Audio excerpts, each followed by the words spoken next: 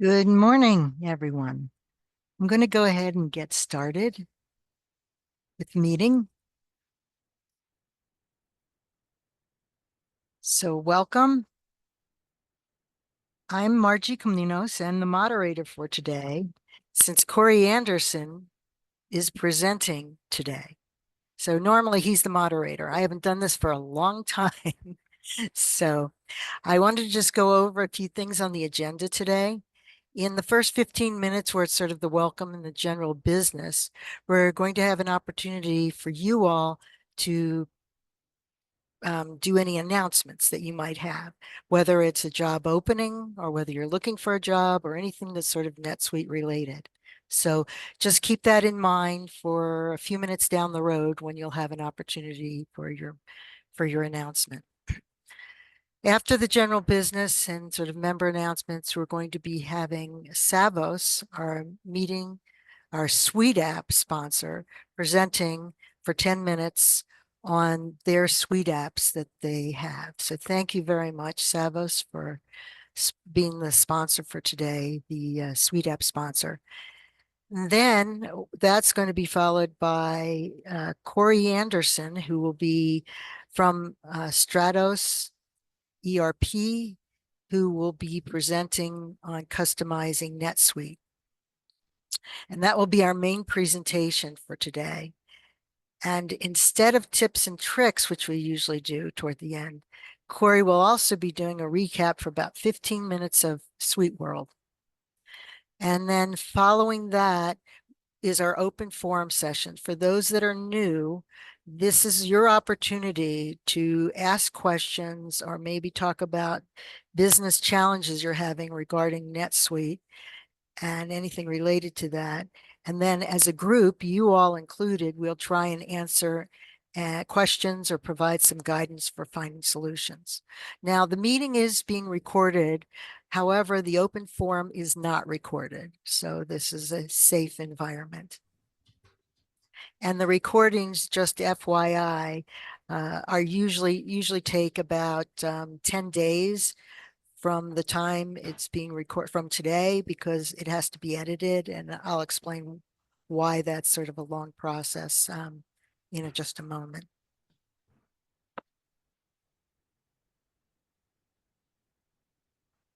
So I want to talk about membership. It is free, and there are some benefits. One, you're eligible to win sponsor raffles. So if you're a lead, I'd recommend going in now and changing that to be a member. And you can do that by going to our website, which is listed at the bottom there, rmnsug.org, and clicking on the new member registration tab. So you also, one of the other benefits is that you get access to our LinkedIn forum.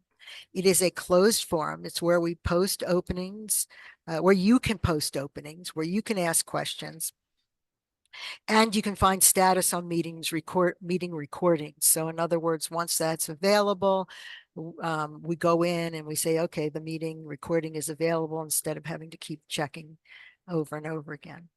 Additionally, you've always gotten a late registration discount to Suite World. Of course, kind of the horses left the barn at this point, but for next year. So recommend that you go ahead and register when you have an opportunity, if you're not already a member.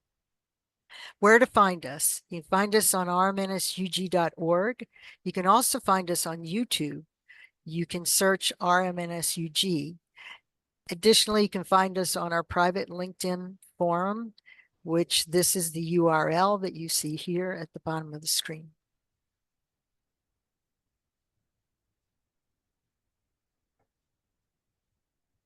So more on where to find us. This is our homepage, and I wanted to show where you can find those recordings. So if you see here, I have an arrow pointing to posts, and once you click on that, it will bring up all the past posts. You would see the most recent one in the left side there, and then on the right, you can see there'd be a list down below of the prior ones, but there are many more than that. We've been doing these recordings for about 8 or 9 years. And you can see this search bar over on the right where I have another arrow pointing. So if you wanted to say you wanted to look at something for inventory, or in some meeting you go, I remember that there was some topic within the meeting, some tip and trick. I just can't remember which meeting. Just put it in the search bar there and you should find it. Because not only do we record the meetings, but we also post the PowerPoint presentations too.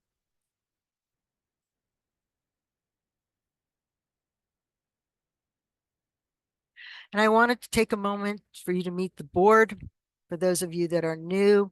And usually Cory does this, but I wanted to thank Cory for his years of stepping up to be president and being the moderator and sort of running the show. And so that's Cory on the left. He is the president, he's the current president, and he is a principal at Stratos ERP and our presenter for today. I also, before I go any further, we want to thank the board, because not only, are we all volunteers for this nonprofit, we don't get compensated, and everyone on the board does a presentation, whether it's a special event or a 2-hour presentation or tip and trick. So we're all very involved and provide hours of work to support you all. So I just wanted to take a moment to say that we do usually do like a 1-day board retreat each year. Here we were out snowshoeing, so that's why you're seeing this picture here. Sometimes we've had a ski day and other times we've gone on a hike. So I've introduced Cory. I'm on the right. That's in the green. I'm the past president and founding member of the user, one of the founding members of the user group, and the current sponsorship membership chair. And I'm with Plant Scan Corporation and Manufacturing Company. Next to Cory in the light blue is Dana Larson. She's with Dana Larson Consulting, and she is our treasurer. And next to Dana is in the black is Peggy Eveleth. She is our speaker chair, and she is with RSMUS, and she is also responsible for her company is for the CPE credits.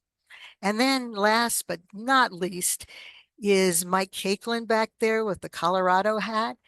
And Mike is our communications chair. He's with Vertifor, and he is responsible for getting all the invitations out there, the reminders, and a lot of other things. So thank you very much. And then I want to introduce you to a new board member for our events chair. We finally have an events chair, and we really appreciate Ryan Longnecker of Collective Minds joining us. So he's going to be responsible for any events outside of the normal bi-monthly meetings.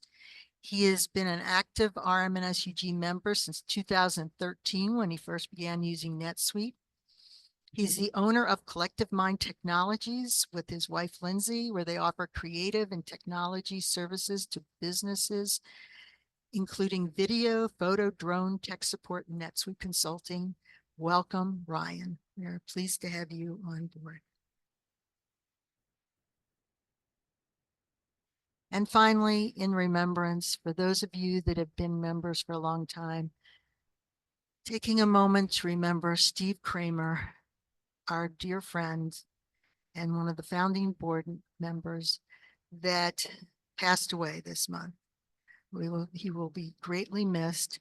You can see him on the right, and on the left, you can see Dana, me, Cory, and then Steve over on the right on one of our board retreat days. Steve brought so much energy to this group, starting with us back in 2008, and he jumped in with amazing energy. He was fun, so much fun too, and he loved traveling, skiing, playing bridge, reading books, was always volunteering for more than one organization. Prior to having his own NetSuite consulting company, he was a CPA and partner at one of the big eights. And to some of us, he was a close friend to us on the board for over 15 years. He will be missed and he will be remembered.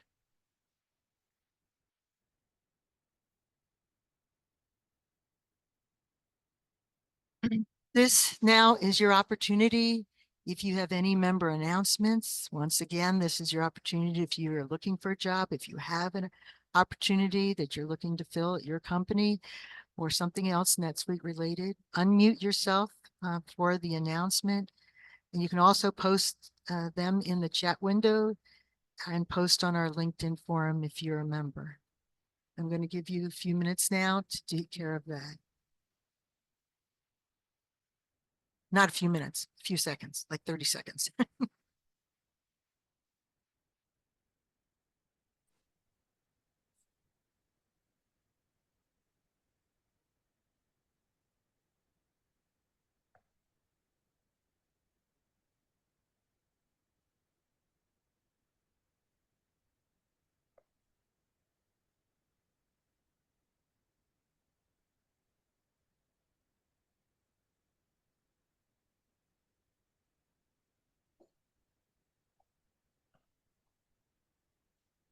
Okay, going once, going twice. Oh,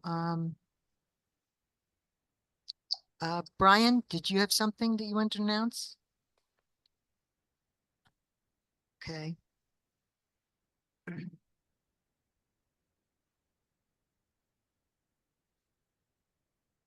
Wanted to mention about our evaluations. The evaluation surveys are going to be sent out around 11 o'clock. Please take a few moments to let us know how we're doing. We read and we do act upon these. So we're always looking for ways to improve. We're only getting like about 15 or 20 people completing these evaluations. We'd really appreciate it if more of you could. If you liked it, great. If you didn't, that's okay too. Just, you know, it takes probably less than 2 minutes to fill out an evaluation form, and it really helps us helping you, because this is your opportunity to tell us what you're looking for in these meetings. And if you suggest a topic and it's not broad enough to appeal to most of our members, then we look at doing a special event, which is usually about 90 minutes long, and they're peppered in throughout the year, maybe an hour long. And then there's usually more Q&A for those. So please take that opportunity to support yourself and us.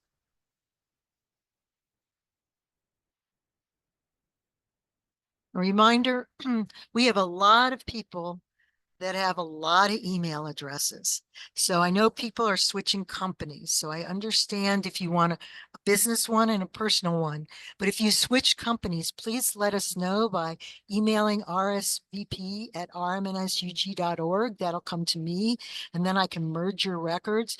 And I want to know what's your most current email addresses that you want, and those that you want inactivated, and maybe you don't know which ones should be inactivated, you just know which ones you want. That's fine too.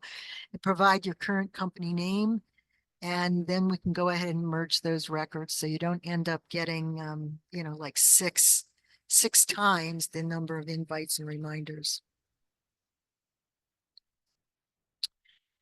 And as I mentioned before, membership is free, but the cost of the meeting is supported by 2 levels of sponsorship.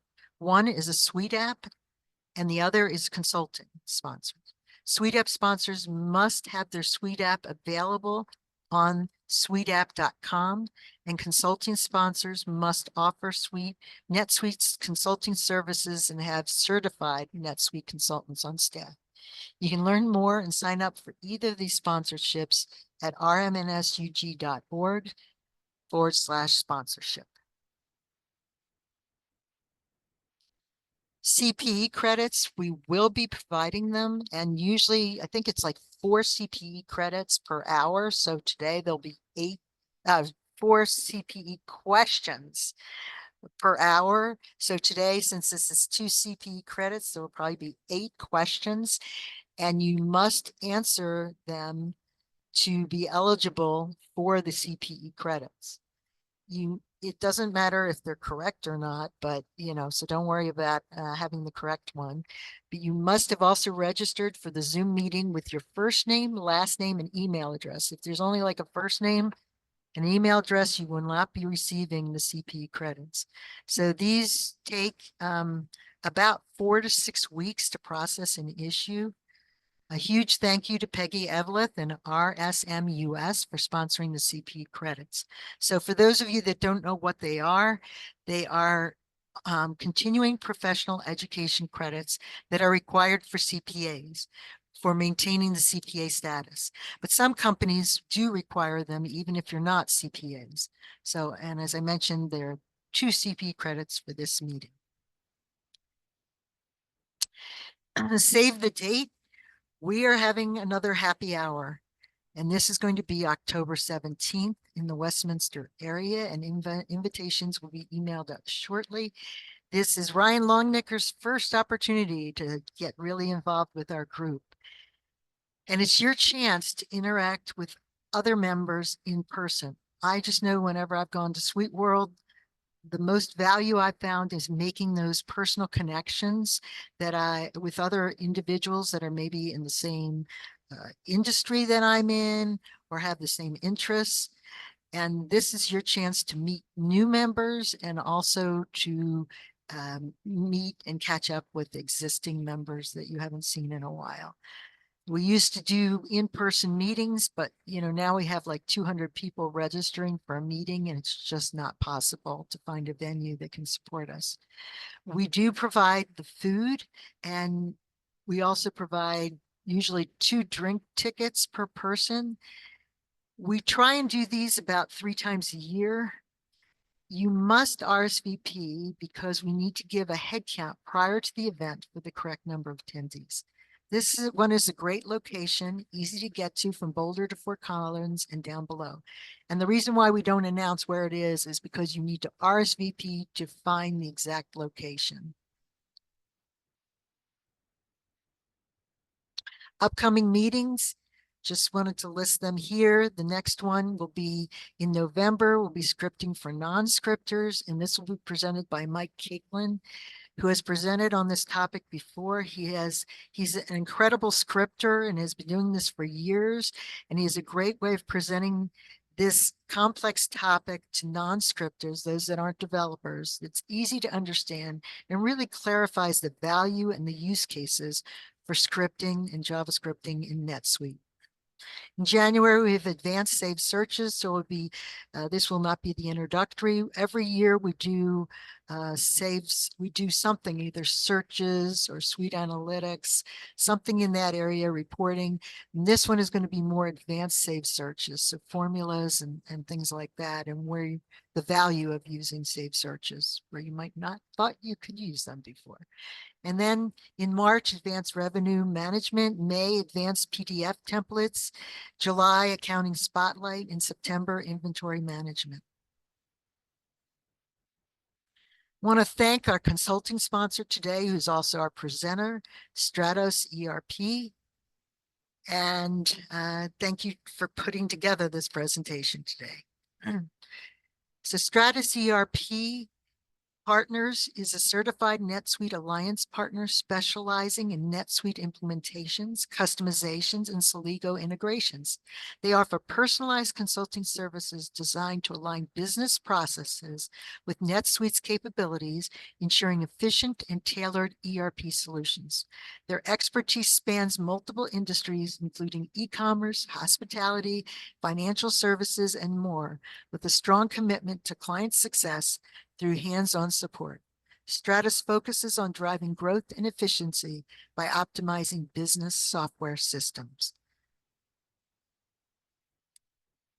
And then a big thank you to our Suite App sponsors, Savos. I would like to turn this over to Nick Zahor, and sorry if I'm butchering your name, Alliance Account Director, and Lindsay Matter, Principal Solutions Engineer, for 10 minutes to talk about their Suite apps that are focused on taxes from Savos. I will stop sharing and allow you to take over. I wanted to remind you to post the link in your raffle in the chat window. And remember, you must be a member to win.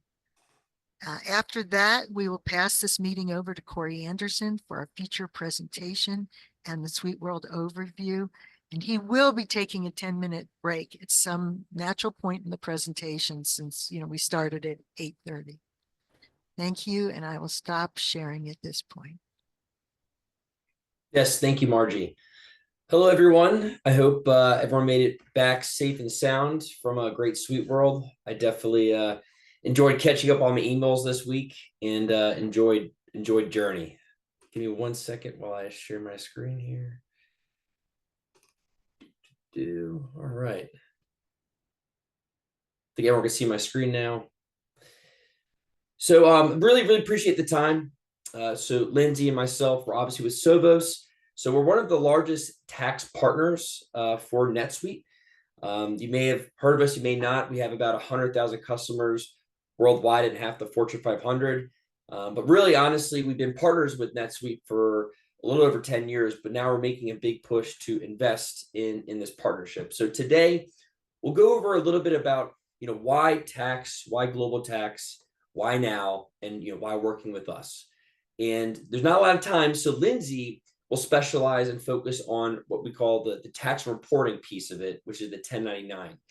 So one of the largest 1099 reporters in the country. And then, yep, so she posted the raffle, so please sign up for that as well. And like I mentioned, why tax? A lot of opportunities that I work with in the past, we've seen that tax is obviously a necessary evil, and migrating ERPs, it's a checklist item. Hey, we may have had Sovos in the past, we just have to migrate it over to NetSuite, right? But in today's dynamic world, there's about 19,000 tax jurisdictions globally and about 14,000 changes as well. So as you can see, a lot of leaders are worried about this, right? Especially as we see a lot of countries go a little more individualistic. There's a lot of tax changes that we ourselves, Sovos, is specialists on, understand which states are changing and what countries are changing on a daily basis.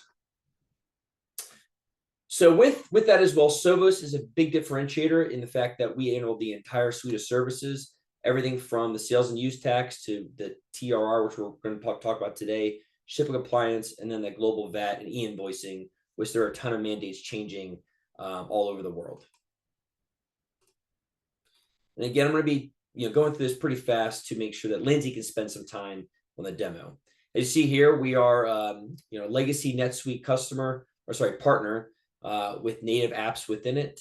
And as you can see here are some of the natives apps as well.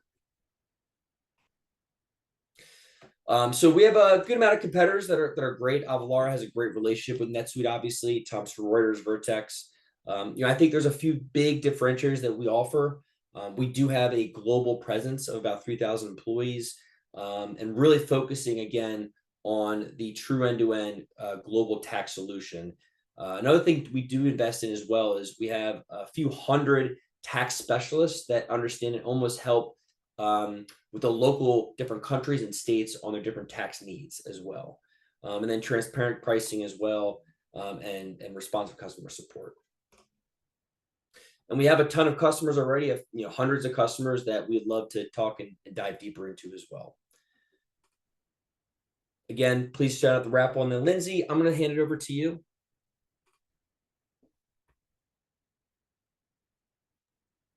All right, so I'll go ahead and take it from here.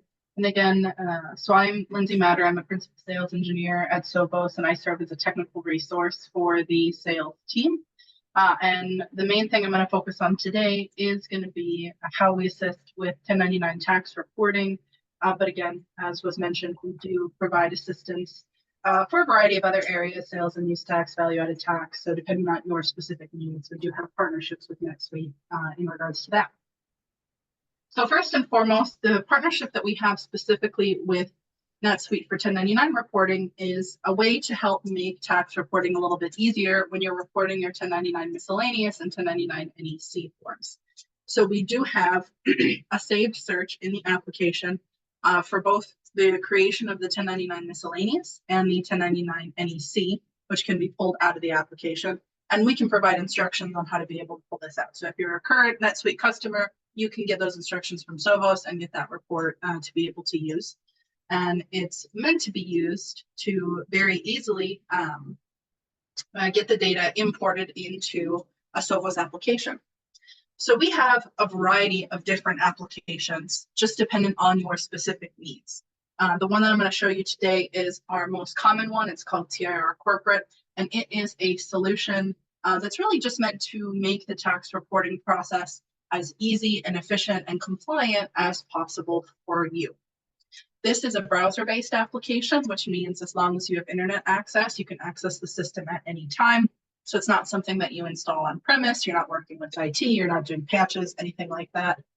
And it's really designed to just walk you through the process. So you can see there's just a 3-step process that really takes you through getting the data imported into the system, validated for compliance, getting those tax forms printed and mailed, as well as getting that data transmitted to the IRS and the states. You can import data into the application using that Excel file from NetSuite, but as businesses are different or might be pulling from different areas, we are flexible and able to consume a variety of flat file formats, so fixed link text, delimited, CSV, things like that. Once the data is imported, and another important part of this process is being able to validate that data and make sure that it is compliant before you're sending it to the IRS and potentially the states. And so our system has a variety of validations built in, so it'll be able to identify if there are any particular validation errors that might pop up. You can see some examples of that on your screen. And then you can easily come in here, correct that, and then move forward to be able to take care of the rest of the process. We really want this to be a one-stop shop. So that means we not only can print your tax forms, but we can also transmit that data. And this is a very quick and easy process. You'll be able to come in here. You'll look at the control totals. So we always want to emphasize you look at that both for print and for corrections. You'll make sure that those numbers are what you're expecting. And then you're able to see an actual visual of the tax form itself. So you can be certain that it is generating in the way that you would like it to do so. My apologies, my demo environment is a little bit slow, but it would generate right here down at the bottom. And then the same process, once you've printed and mailed, you walk right down to transmit. So you're able to then transmit that data directly to the IRS and to the states for the 1099 NEC form. There's a few other things I wanted to know. So we also have TIN matching. So if you need to be able to check a name in TIN and make sure that that's correct, we have a lot of clients that use that just to make sure that you're getting off on the right foot and you know who you're doing business with. We have bulk TIN checking. We can help with CP 2100s or B notices, which you get from the IRS due to sending incorrect names and TINs. And we can also help with things like withholding. So we have a whole gambit of solutions to really help you with your tax reporting process to make this as easy as possible. And then lastly, corrections as well. So it's very easy to be able to come into the system. You can search for an individual and make a correction or pull a reprint right from the application here. And easily just make a change to the application form. So if I change this to $8,000, we can save it. It'll flip to a corrected status. See, it's saying, do I want to mark it as a correction? I'm not going to do that, but it will flip to that corrected status. You also have a comment section to add comments, a history section, so you have a full audit trail of what everybody's doing in the system. And then again, it's very easy to download and view that form yourself. And so there is the example of the tax form. I know I ran through that at a million miles an hour. I appreciate you all staying with me for that. Feel free, if you've got any questions, to throw them in the chat quick. Otherwise, feel free to reach out to Sovos at any point, and we'd be more than happy to discuss with you in more detail if you would like some assistance with your 1099 reporting. And then additionally, don't forget the raffle. There's a lot of cool prizes. I'm jealous. So don't forget to sign up for that so that you get an opportunity to get some pretty cool stuff. Thank you so much, everybody, for rolling through that with me. Thank you very much. Appreciate that. That was very clear, well done, and concise. So thank you both, Nick and Lindsay. I'm going to go ahead and pass this meeting over to Cory. You can take control at this point. Thank you. Okay. Thank you, Margie. And thank you for doing the meeting intro this morning. I appreciate that. All right, I'll go ahead and start sharing my screen. And I get my stuff set up here. All right. Does the screen share look okay? Yes. Great, thank you. All right. Well, welcome everybody. My name is Cory Anderson. I am the president of the Rocky Mountain NetSuite user group. I'm also co-founder and principal of Stratos ERP Partners. I'll just give you a quick background about myself. I started working with NetSuite in 2013. I was the VP of operations for an online e-commerce retailer, and we bought NetSuite and implemented it. And over the years, I just became a power user and our system admin. I joined the Rocky Mountain NetSuite user group in 2014. And then I became the president in 2018. So I've been running the user group for a while. After using NetSuite as an end user for about 6 years, I went into consulting so that I could help other people get the most out of NetSuite as well. So that's a little bit about me. I'm going to go ahead and jump into our presentation here today.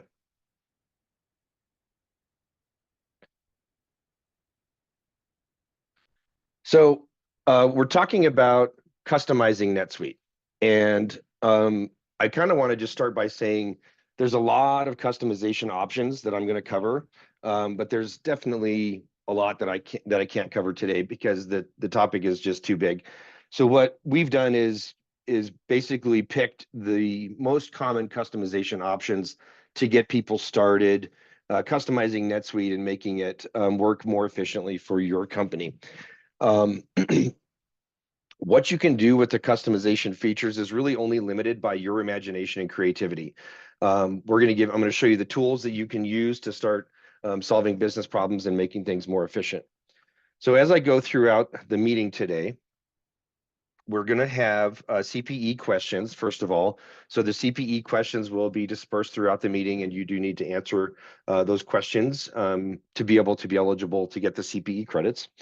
As I go through, also, I will note Suite Answers article IDs. So when it says SAID, that references a Suite Answers article number. And typically what you do is you just get that number. You can go to Suite Answers, type in and search for that ID number, and it'll bring up the specific article that I'm referencing. If you're able to today, it's helpful to follow along in your NetSuite account. You do need an administrator role to do most of the things that we're doing today. It is possible that maybe you have a power user role that's not an administrator that gets you access to some of these things, but typically an administrator role is required for most of what we're going to talk about. So here's the topics that we're going to cover. First of all, we're going to talk about custom fields, and we'll spend quite a bit of time on custom fields because custom fields are basically the foundation of customizing NetSuite. And once you have a custom field set up and being used, then it kind of flows into the other things that we're going to talk about here. So custom fields, we'll cover that first, and then we'll talk about custom lists, which is a pretty short topic, but also important. We'll talk about custom forms and how to customize and modify those. And then we'll talk about custom records. I may be able to show you a demonstration of a custom record, but if I'm short on time, I may not be able to show the entire thing for the custom records. But what I'll do is probably record that later on and post it in our LinkedIn forum to review the custom record demonstration later. But we'll try and get to it if we can. All right, so let's go ahead and start off talking about custom fields. So here's our first Suite Answers article ID. So 10092, this is going to give you a list of all of the custom field types, and it'll give you all of the details. I like to bookmark this in my browser because I'll reference it every once in a while when I need to know maybe the character limit on a specific field type or what different fields do and things like that. So we'll go through the different, basically the different field types. First of all, we have entity fields. So entity fields are used to add fields to entity records. These records include relationship and employees, such as customers, vendors, employees, contacts, partners, or groups. Then we have item fields. These are used to add fields to item records. These records include accounting and website item records, such as inventory, non-inventory items, service items, other charge, group, kit package items, and then assembly / bill of material items. So these will be fields on item records. Next, we have transaction body fields. So these are used to add fields to the body or header of the transaction records. These records include purchases or purchase like POs, sales such as sales orders, cash sales, invoices, journal entries, expense reports, web store transactions, item receipts. So basically any transaction in NetSuite, if you want a custom field on a transaction, that's the transaction body field. Then we have transaction line fields. And so these are a little bit different than the body fields. These are used to add fields to the columns of the item of the lines, such as item or expense lines on a transaction. These fields display in the line item columns, expense items, purchase items, sales items, store items, or opportunity items. This is also known as custom columns. And so those terms you might see used interchangeably throughout the system. So transaction line fields are the same thing as custom columns. Then we have CRM fields. So these are used to add fields to CRM records. These include activity, marketing, support, such as tasks, events, campaigns, or cases. Then we have transaction item options. These are used to add fields to the line items of your transaction records, such as purchase items, sales items, web store items. When adding a custom field to the line items of a transaction, you apply the field to the type of line item. Transaction item options, I won't have an example of this today. I actually personally have never found a use for this. And maybe you, if you have any ideas, maybe you can post them in the chat window about the use for transaction item options. I've just never found a good use for it. Also, I wanted to mention, I'm probably not going to be able to answer the questions in the meeting chat. So we'll have our other board members, if you can, answer questions. And then maybe we'll pause every once in a while to answer some questions, and then we'll leave some time at the end as well. So another type of custom field are item number fields. So these are used to add fields to serial and lot numbered inventory records to track information specific to each item or workflow unique to your business. For example, quality control procedures or recall information could be tracked. And then we have other record fields, and these just kind of apply to everything else that isn't covered by one of the other field types. So this is going to include campaign events, classes, competitors, departments, locations, just kind of a catch-all for other record fields. So if you're trying to add a custom field to a record and you can't figure out whether it's a transaction body or an item or an entity, those are the common ones. You can always search for other record fields and see if you can add other record fields to the record type you're working with. Okay, so I'm going to talk about some of the commonly used field types. So there are a lot more options than this for the different field types. If you go to Suite Answers 10085, it gives you a table of the field types and the descriptions for all of those field types.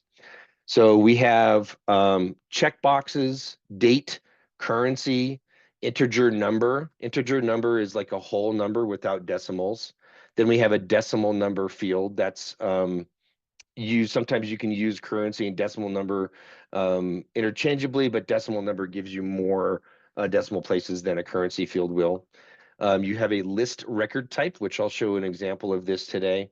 And then we have basically our text type fields. So free form, text area, rich text, long text. And so each of those are going to have specific character limits. And depending upon your use case, you want to consider the different type of field. So with that said, I'm going to talk about some best practices for different field types or for custom fields. First of all, you want to understand the field type thoroughly before choosing the type of field. So you want to think about what type of data is needed. Is it just text? Is it a number that you need to do a calculation on? Maybe you're going to put it in a save search and do some arithmetic on it. How will that data be used? Is it just going to be displayed to the users? Is it going to be used for calculations? Think about thoroughly what it's going to be used for and how it's going to be used. And then make sure that you choose wisely, because changing the field type after it's already been created, it will erase all of the data in the fields on records if there's already data there. And fortunately, NetSuite gives you a warning message when you're changing the data type. But just be aware, it will erase everything. And sometimes if you need to change a field type, you can do like a save search to export all of the data from those fields, change the field type, and then re-import the data back into those records in those fields. So that's one way to kind of get around that. But just be aware that that's a little bit of a gotcha. When you're creating a custom field, I'm a big stickler for this. And I'll show you what I mean. I'm going to do a demo here in a little bit. Fill in the field values. So you want to fill in the label. You want to fill in the internal ID. When you do the internal ID, best practice is don't leave it as whatever the default is. If you don't fill in an internal ID, it'll be just like custom 1, custom 2, custom 3. And if you're trying to find a field in a safe search or later on, having a internal ID that's like a readable ID is very, very helpful. So always fill in the internal ID. I'll show you an example of that. The description field. So this would be the description field. This is for internal use. Most of the time, the description and the help, I'll make basically the same thing. They'll just be duplicates of each other. But always please put in a description and please put in a help field. You want to basically just describe why you're creating this field. What is the purpose of it? You don't need to put in things like when it was created and by who, because that information is always going to be available like through the system notes.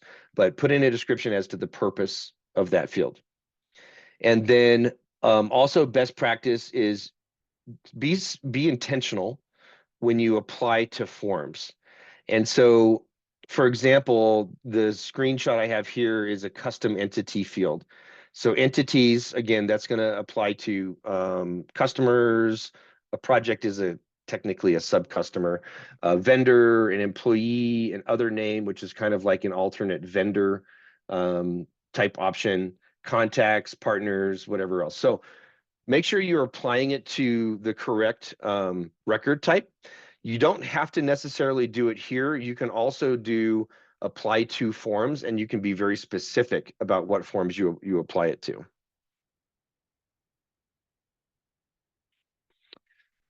So the different options will show depending upon, I'm sorry, I'm gonna go back. Okay. So now we're going to talk about some of the different sections of the custom fields and the options here. Not going to talk about every single option on here, but I'll cover a lot of it. So under the applies to subtab, this is different options will show depending upon the type of field. So if it's an entity field like we just saw, it'll be all of the different entities. If it's a transaction body field, such as this one, it'll show all of the different transaction types that you can apply this field to. So you want to choose the record type you want to apply the field to. You can always add or remove options later. It's not a one-time only activity here. And then the best practice, like I said, is to use the apply to forms feature to control exactly where the field will show. A lot of the times, when you, like if you just choose sale, for example, sale will apply to all different transaction types or all different transactions within a sale. So you can, if you think about it, you have a sales order. Well, maybe you have a quote, then you have a sales order, then maybe a cash sale or an invoice. If you just hit sale, it's going to apply to all of those record types, all of those forms automatically. But you can also do a save and apply to forms and say you want to, maybe you have different forms for different subsidiaries in your company. For example, you can apply it just to specific forms for a specific subsidiary. So I recommend that you use the controls that you have here to do that. All right, so under the display subtab, so the insert before option, it defines where the field is placed on records I personally don't use this. What I will typically do, and I'll show you this in the demo, is that I'll choose the sub-tab where I want the item to live, and then I'll go back and I'll modify the form and move the fields around so that it all makes sense. The insert before, you can certainly use it, but it just basically, it's a little bit of a shortcut on where you want that field to show on your forms. The sub-tab here, this is the sub-tab where the field will appear by default. Under the sub-tab options is a main option, which is your basically your header level. So it's not actually a sub-tab. It is just it's the header level of the form. And then under display types. So display types, it's important to understand how these function. So normal, this is just a normal field. It can be edited if somebody edits the record in the UI. They can change it, they can delete it, they can edit it, they can do all kinds of stuff. With inline text, if you want to create a field that's not editable by editing the record, inline text is the way to do that. So it's not editable, but it can be populated via a calculation or a workflow or another process that's not a user interface process. Disabled, so disabled, it cannot be edited and it will not display if there's no data in the field. So you can use disabled to display data, kind of like a hide, not hide if it's populated or not. And then hidden, hidden basically cannot be seen on the form at all, but this is not like a good option to be used for field level security. So if you have sensitive data, like an employee social security number, for example, maybe it's on an employee record, hidden will make it so that it can't be seen on the form, but it's not a great way to do field level security because you could potentially still access that information through a safe search, for example. So I'll talk about how to do a little bit better field level security options with a custom field here. So I am going to pause for a moment. I'm going to go ahead and pop up our first CPE polling question. So give me just a minute to find my question box. Where is that? Polls. Okay. And here's our first polling question. I'm going to go ahead and launch it. So I'm going to leave this up for a minute. If you're interested in CPE credits, here's your first question to be answered. The question is, custom fields in NetSuite can only be applied to entity records like customers and vendors. True or false? Wait for about a minute for this.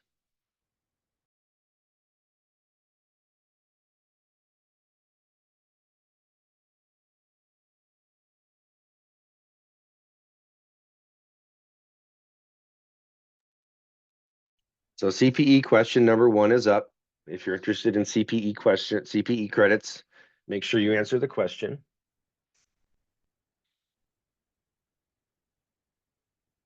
Looks like there's some good activity in the chat window. Thanks for helping out there, Margie. You can change the internal ID of a custom field later on. But then if you have like any custom scripts or anything that refer to that field, then you may break custom scripts. Okay, so we'll go ahead and end our poll. I will share the results. This one's a little bit of a give me. We had 1 person answer true, 93 answer false. So the answer is false. It can be applied to all different types of records. All right, I'll go ahead and stop my poll and I'll continue on. Okay.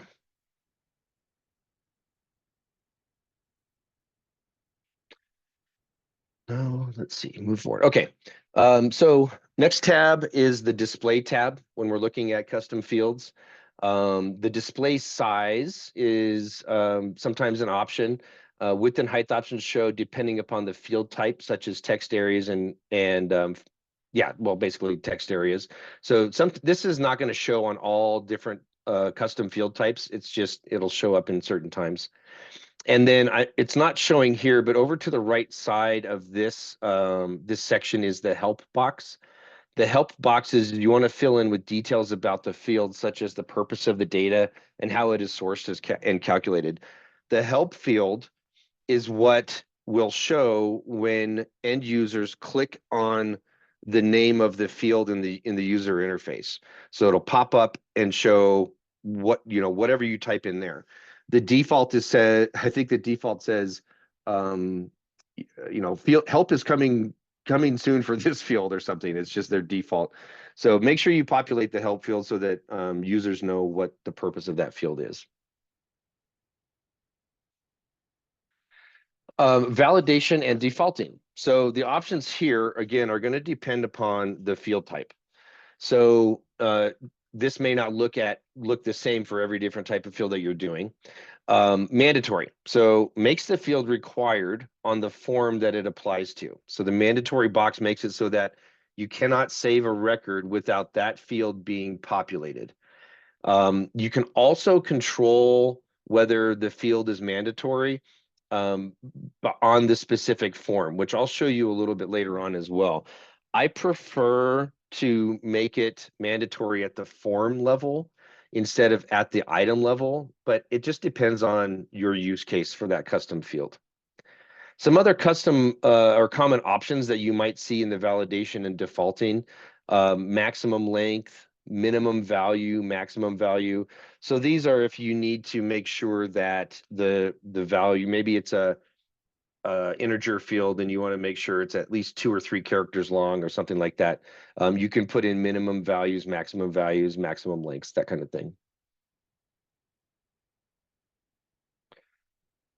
So still on the default, on the validation and defaulting, you can choose a default value.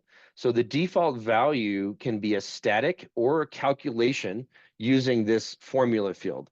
So if you use the formula field, you check the box, and then you open up a formula box, and you can do all kinds of different things in there. You can do like a case when statement. You can do arithmetic, just do some math in there for that default value. You can just type in whatever you want. And then so basically any formula or most formulas that you can use, like in a save search, you can do in this type of, in the default value formula field here. If you do this, this value can be seen on save search results and workflows. And I'll tell you why that's important in a minute. So the search field basically lets you define the results from a saved search calculation. And calculation maybe isn't the best term for that, because it doesn't have to be like one field times another field. You can do like a case when statement or any other formula that you want in a saved search. So this is a lot more powerful than the formula option up here, because it gives you the ability, it just gives you access to a lot more fields and data points. But the trick here is that this field cannot be seen on save search results or used in workflows unless it is a stored value. So the stored value, I think I have a screenshot on the next screen here. This store value field is important to understand how it works. So if you do a calculation, a search here, it'll populate that field when the record is created based on the results of the search, and then it'll store that value. If you don't store the value, then you will not be able to use it in save searches or workflows. And this is kind of a little bit more of an advanced topic, but it's just key to understand the difference between these two, because you may not be able to see the values if you're using the search type. All right, so next one is under sourcing and filtering. We have source list. So basically, it allows you to source the contents of a custom field from a related record. So if this is a transaction body field, then related records would be things such as the customer. So in this case, we have the source list as customer, and I would source the country name from that customer record. And so whenever a new transaction that has this field on it is created, it'll automatically source the country from the customer name. And I'm going to show an example of this a little bit later.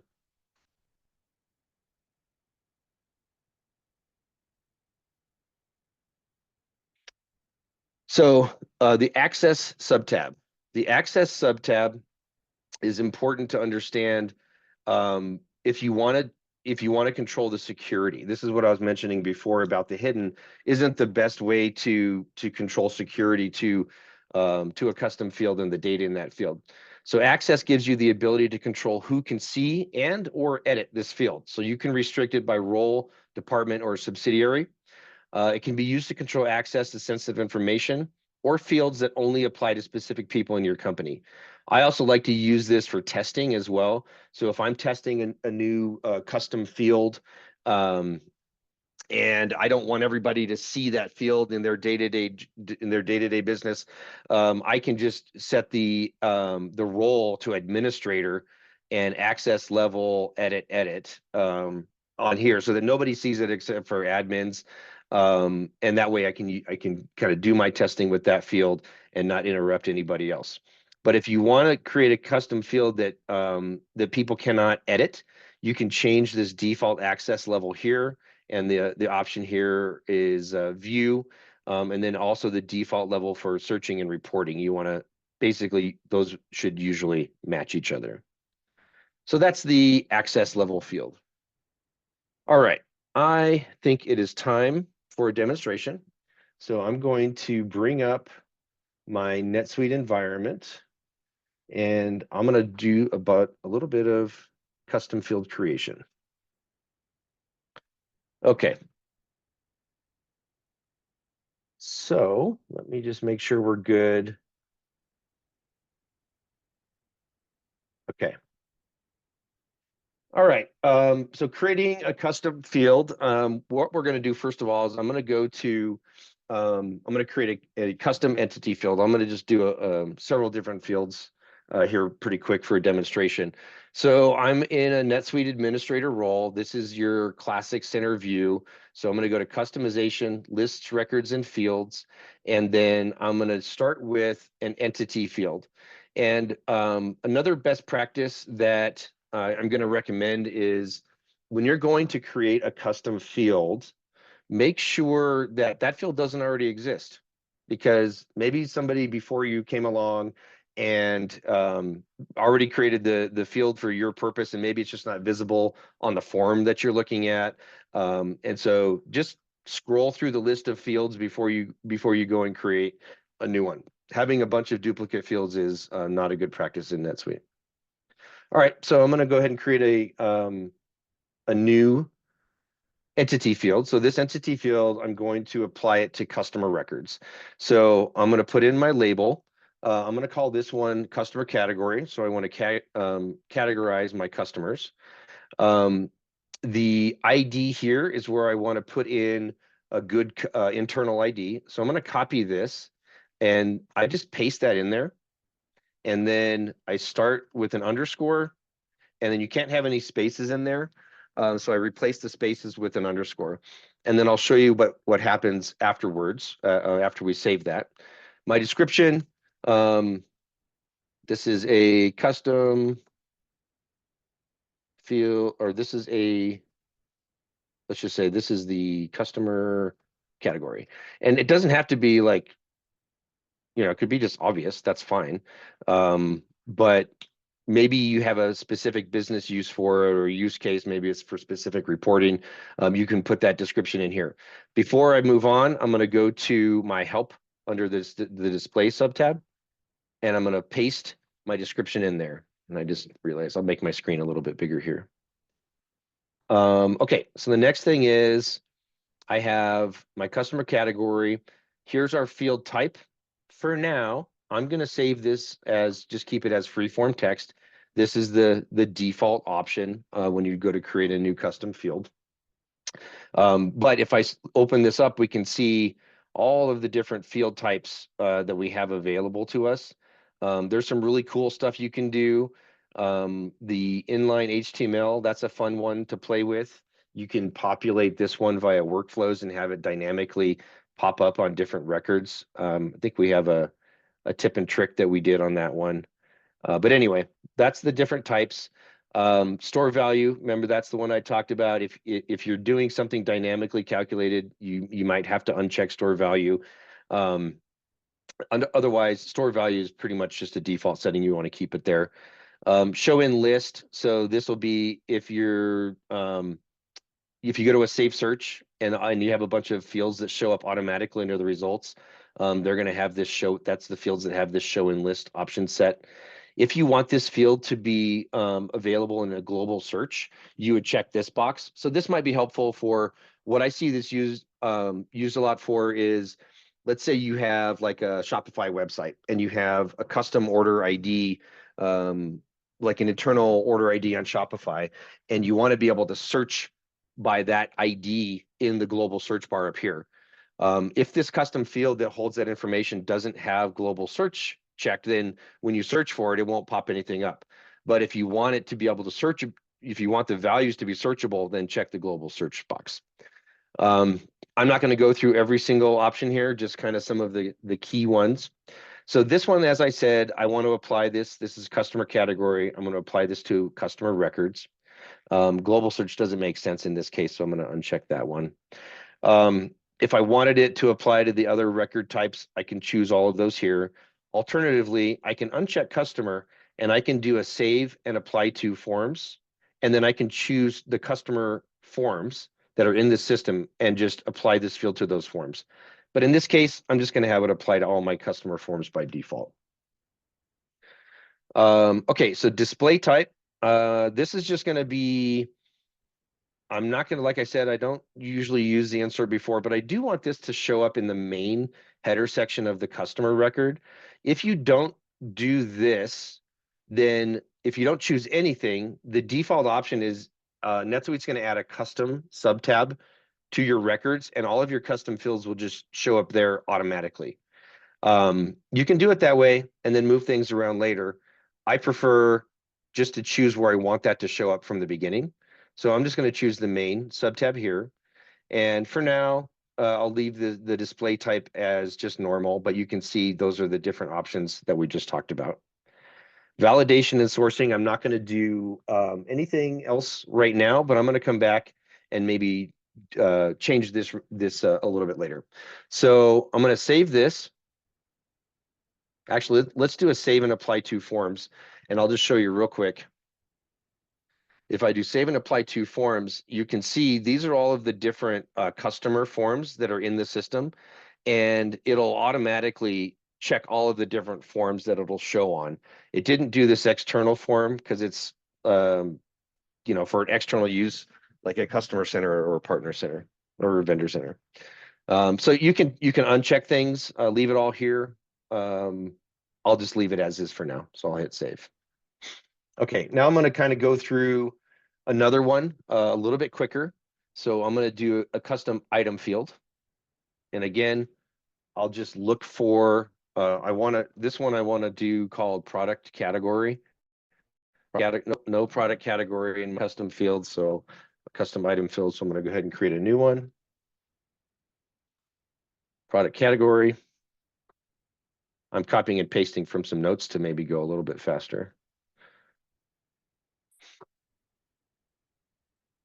So underscore P, underscore, and actually the capitalization goes away automatically, but all right, product category. Didn't want that. Okay. So this one, again, I'm just going to leave all of these values, kind of default values. This is the items category. Put that in my help field. This one I'm going to apply to inventory items. And this probably would apply to different items as well. So maybe I'll say kit package, may not apply to these other ones. And that's it for there. I'll leave my display the same. Validation defaulting, I'm going to leave all of this the same for now. And I'm just going to save that. Okay, now I'm going to create a transaction body field. Actually, before I do that, I'm going to pop up another polling question here. So this is our polling question number 2.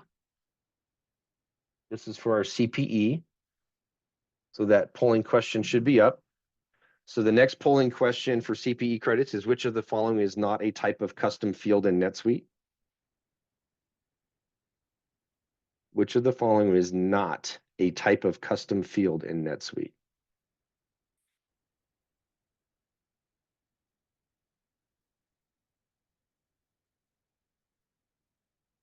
Yeah, that's a great point, Roy, in the help field. Hyperlink to the end user guides training. That's awesome. That's a great idea.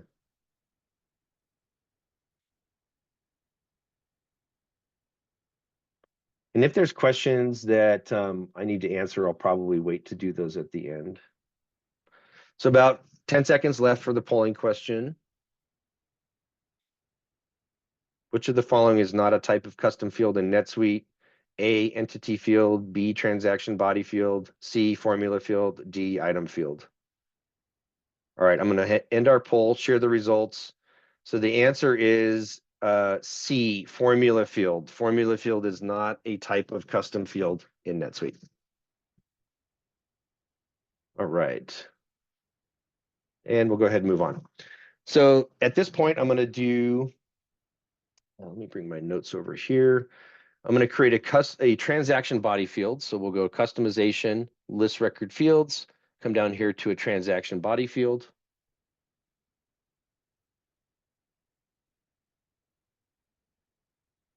And this one I'm going to call customer country. So if you recall, I did a customer, sorry. Nope, that's unrelated. So customer country,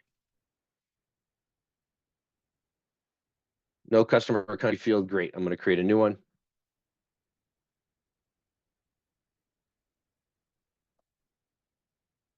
Customer country. So this one, again, freeform text is fine. I'm going to apply this one to sales. So I want this to show on sales orders, cash sales, invoices, all of those related type records. The display, I'll leave the same. I'm going to just leave it as is, and I'll show you where that shows up later. It'll just pop up on a custom sub tab automatically. And in this case, I'm going to do some sourcing and filtering. So I'm going to source this from my customer record, and I want to source their country. And this will just default from the primary, I think it's the primary billing address is the country on the customer record. So I'm sourcing onto a transaction body field from the customer record. So when I create a transaction with the customer, it should show whatever their default country is automatically. Okay, I'm going to save that one. I'm going to do another one. I'm going to do a transaction line field. So again, this is also called a custom column. So I'll go to new.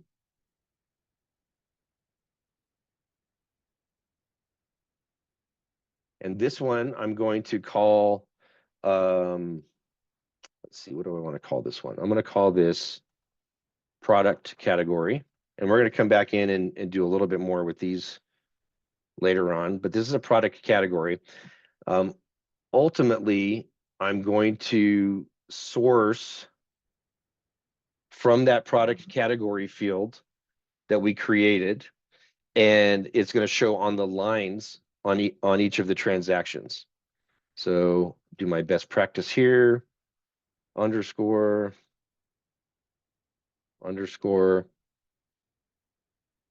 sources from the items product category. Go to my display, put that in the help. I'm going to apply this to what type of item? Let's see, transactions. So we want to do sale items. I really only need this to apply to sales orders, but if like this is something you want to apply on purchase orders, you would say purchase item. If you're not quite sure what you want to do, again, you can just go to save and apply to forms.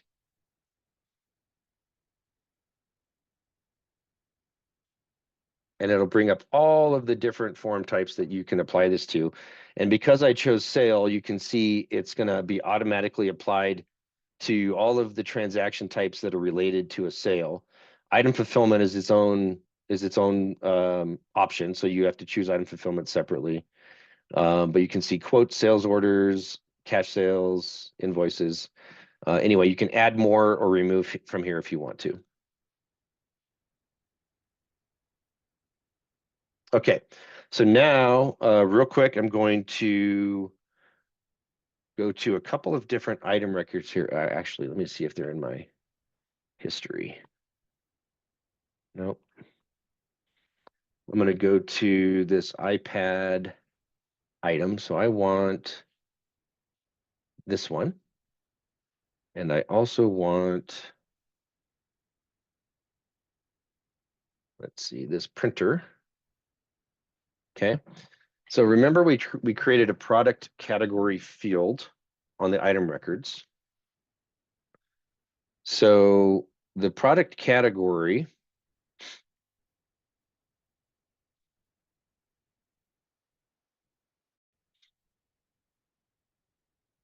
didn't we create the product category field?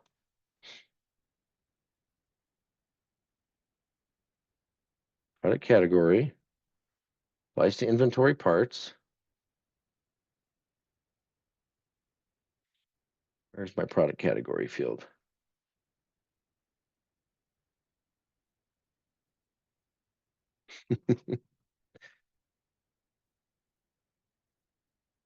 Let's see where it's not showing. Inventory, kit package, display should be under a custom. Maybe it's because it didn't pop up a custom, didn't show that custom tab.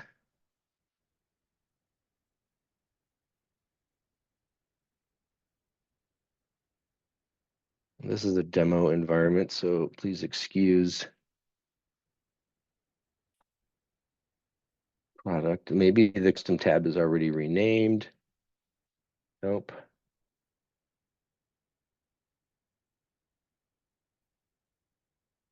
This is, where did it go?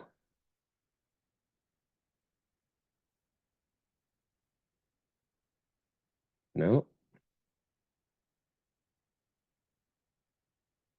All right, so let's customize this form real quick. This is kind of jumping ahead, but I just want to see where this field is. Why don't you unroll it all? The whole I could, transaction yeah, form and do a control F. that's a good idea, Margie. So I'm going to unroll everything. Product, showing.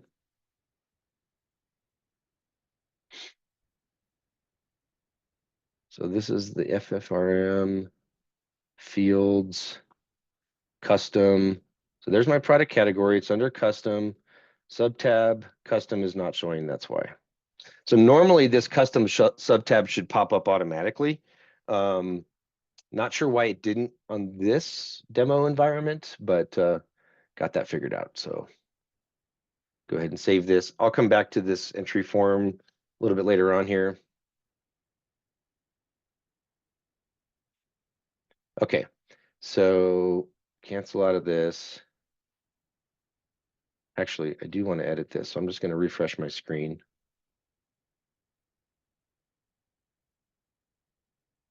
I'm going to roll this back up.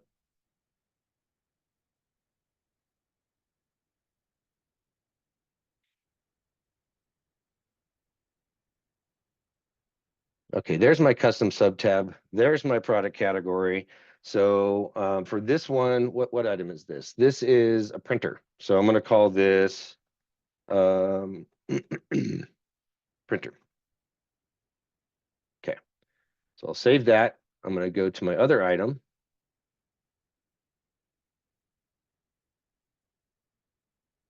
Roll this up.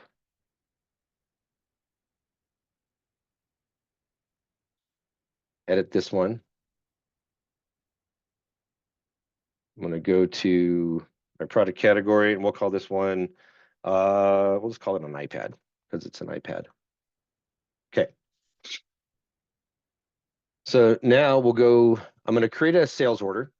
And hopefully what we should see is that the transaction line custom column field that I created will source from the values that I put in this on these item records. So I'm going to go to sales. Actually, let's do it like this. I have my customer blue pumpkin.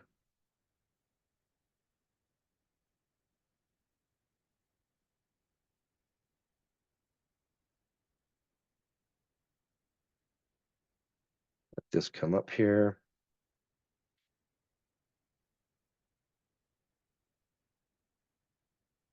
We're going to create a new sales order.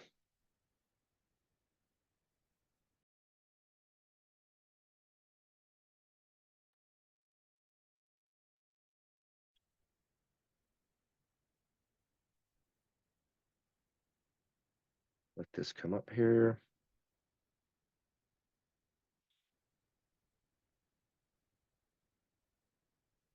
Right. So before I get too far down the rabbit hole on this one, I'm going to make sure that my custom column field is showing. So product category, that's the transaction line field that I created, also called a custom column. So you can see that down here at the very end. So if everything goes to plan, if I add this item that I just edited to this transaction,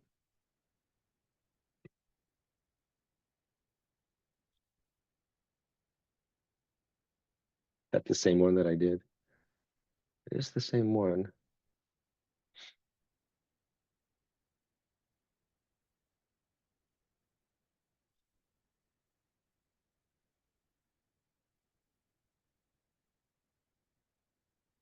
It's not adding that product category. Let's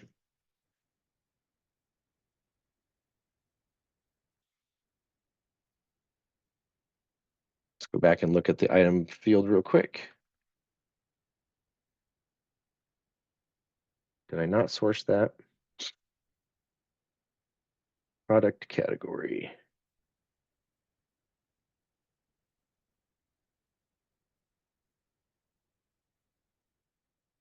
Yeah, we'll talk about lists here in a minute as well. Yeah, I forgot to source this one. So we can look at in this example, instead of going through that right now, the customer country also not showing. We'll have to go add that. So I'm going to do this one real quick.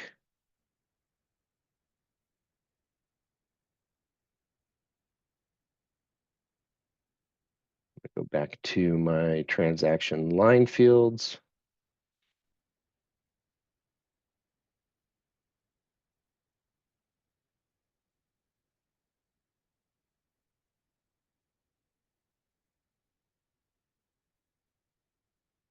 Yep, I just forgot to source this from the item record. So item, source list, and the same field from the item record. There we go.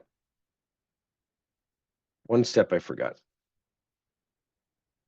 So all right, so that's updated. I'm going to remove these two. Come on. Remove. Remove. All right, now hopefully this will work this time. iPad. Where's my iPad? Okay, so now we can see that our product category, so we're sourcing this custom column from the item record. And so we can automatically populate some data based on pre-made values. Let's just add our printer just for fun. And we can see that our product category is sourced for both of those items. Go ahead and save this. All right, so I'm going to do another CPE question. Let's do, where's my polls? We'll do CPE question number 3. Go ahead and launch this. So question, changing the type of a custom field in NetSuite after it has been used will erase all of the data stored in that field. True or false?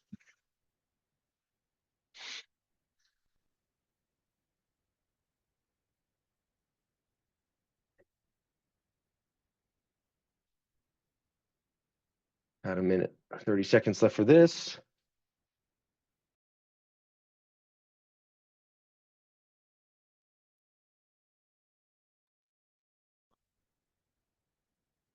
Looks like there's some approval processes set up in this demo account. Okay, about 10 seconds left for the polling question.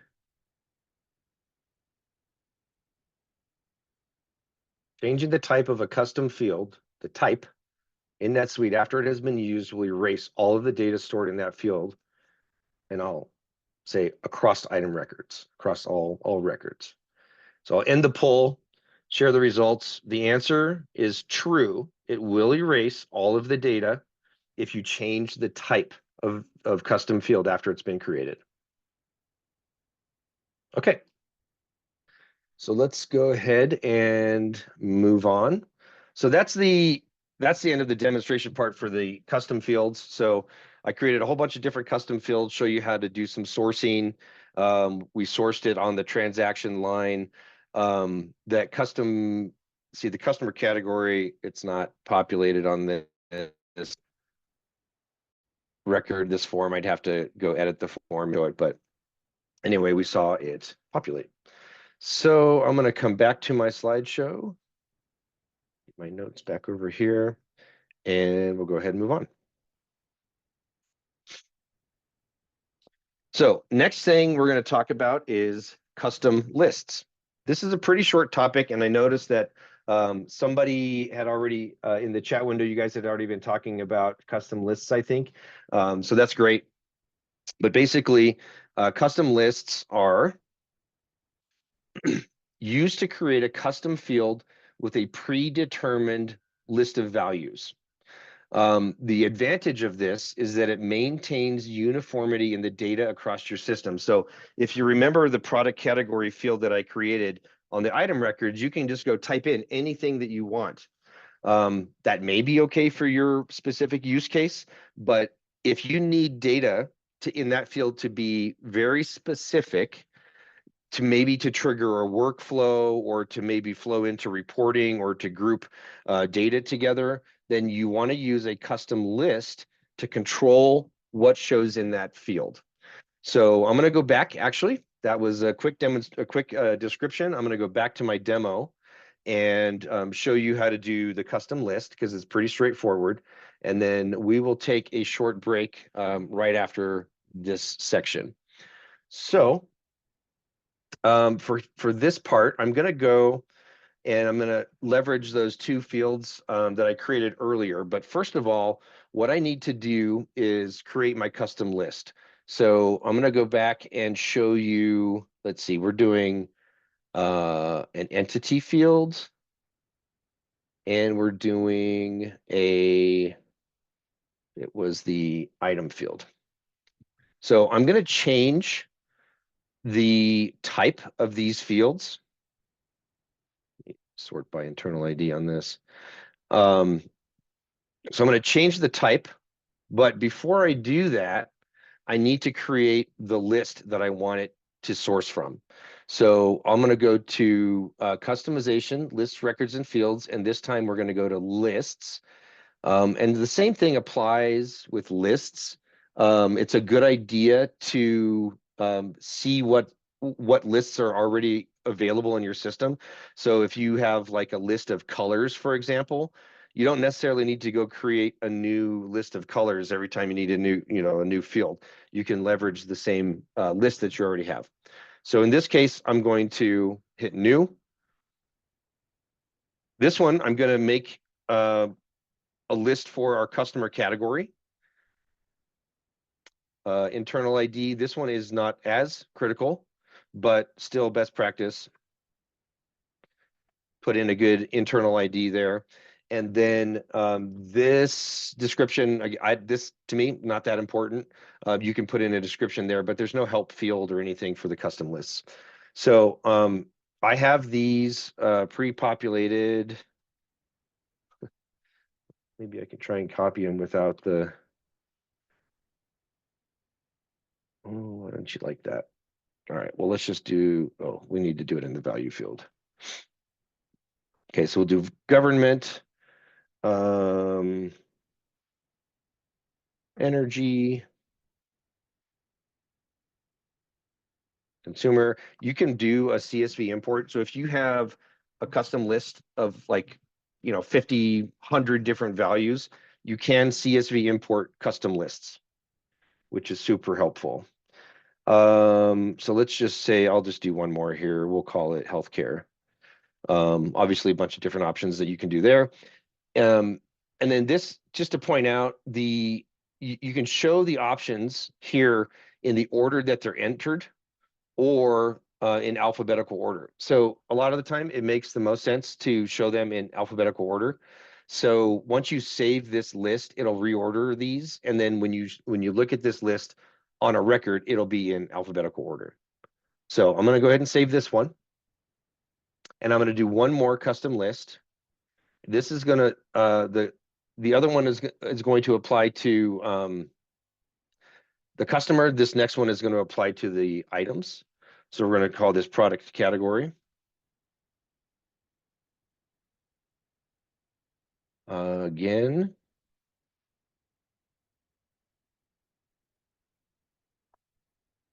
Put in a good ID.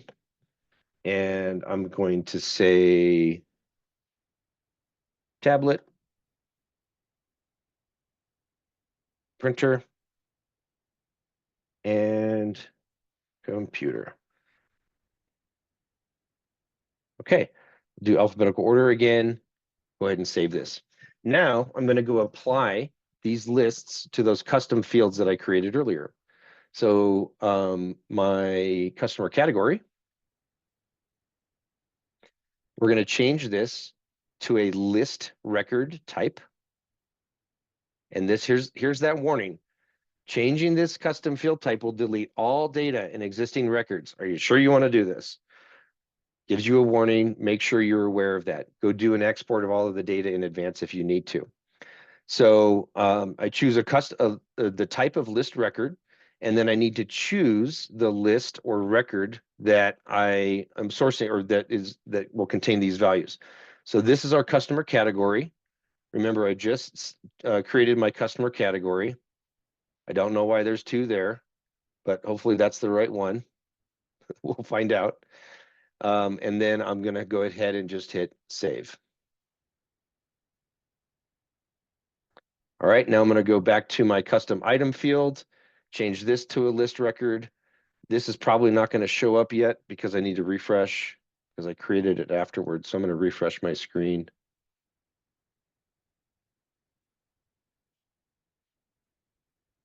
List record, product category, there it is. Again, it's going to tell you it's going to delete all existing data, yes.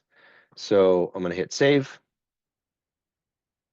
And now if I go back to one of the items that I added that value to earlier, let's go back to our, okay, see, product category, now it's empty. Remember, we populated it, but it erased it because we changed the type. So now I can choose one of the predefined values, and now you have consistent data across the system. Before I set this one category as iPad, well, maybe that's not the best name for this category. It's more like a tablet. So I'll go ahead and save that.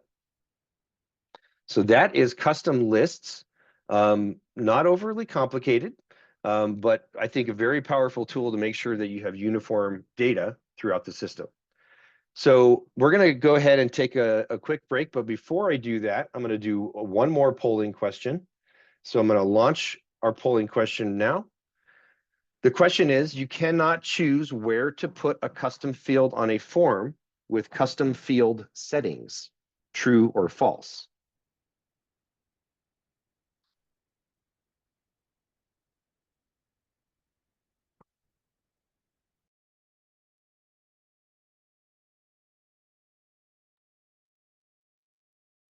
About 30 seconds for the CPE polling question. You cannot choose where to put a custom field on a form with custom field settings.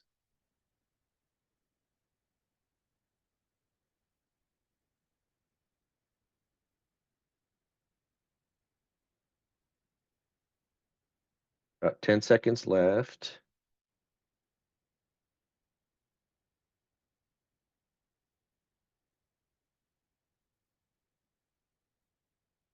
All right, I'm going to end that poll and share the results. The answer to this question is false. You can choose where to put a custom field on a form with the custom field settings, but you have more control if you do it at the form level. So next thing that we're going to talk about is custom forms. So custom form types, forms are the pages used to enter information into the NetSuite database. There are two main form types. We have entry forms. These are basically non-transaction forms. So they're used for record types like items, customers, vendors, employees, etc.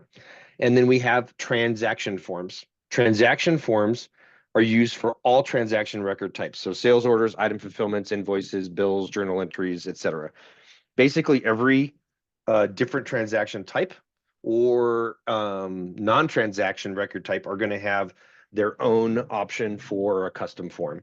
So I'm going to go through some of the options that we can use on custom forms. So first of all, best practices, create a custom form for all your common record types. Ideally, this should be done when your NetSuite instance is being implemented. It's a best practice to make a copy of the default standard forms. You can start with the pre-built form, and then just make a new version and customize it. Remove the fields that are not used in your business processes. The goal should be to have clean, uncluttered information. I've seen instances of NetSuite forms where there's maybe all these different bundles installed, and these bundles add all kinds of custom fields, and it just really clutters up the forms.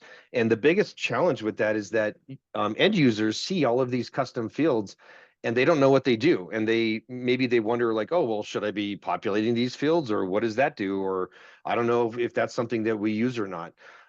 If you have clean, uncluttered information on your forms that is only specific to your business, then it makes things a lot more efficient, and it takes away guessing from people using the system, wondering if there should be data there that they're not aware of.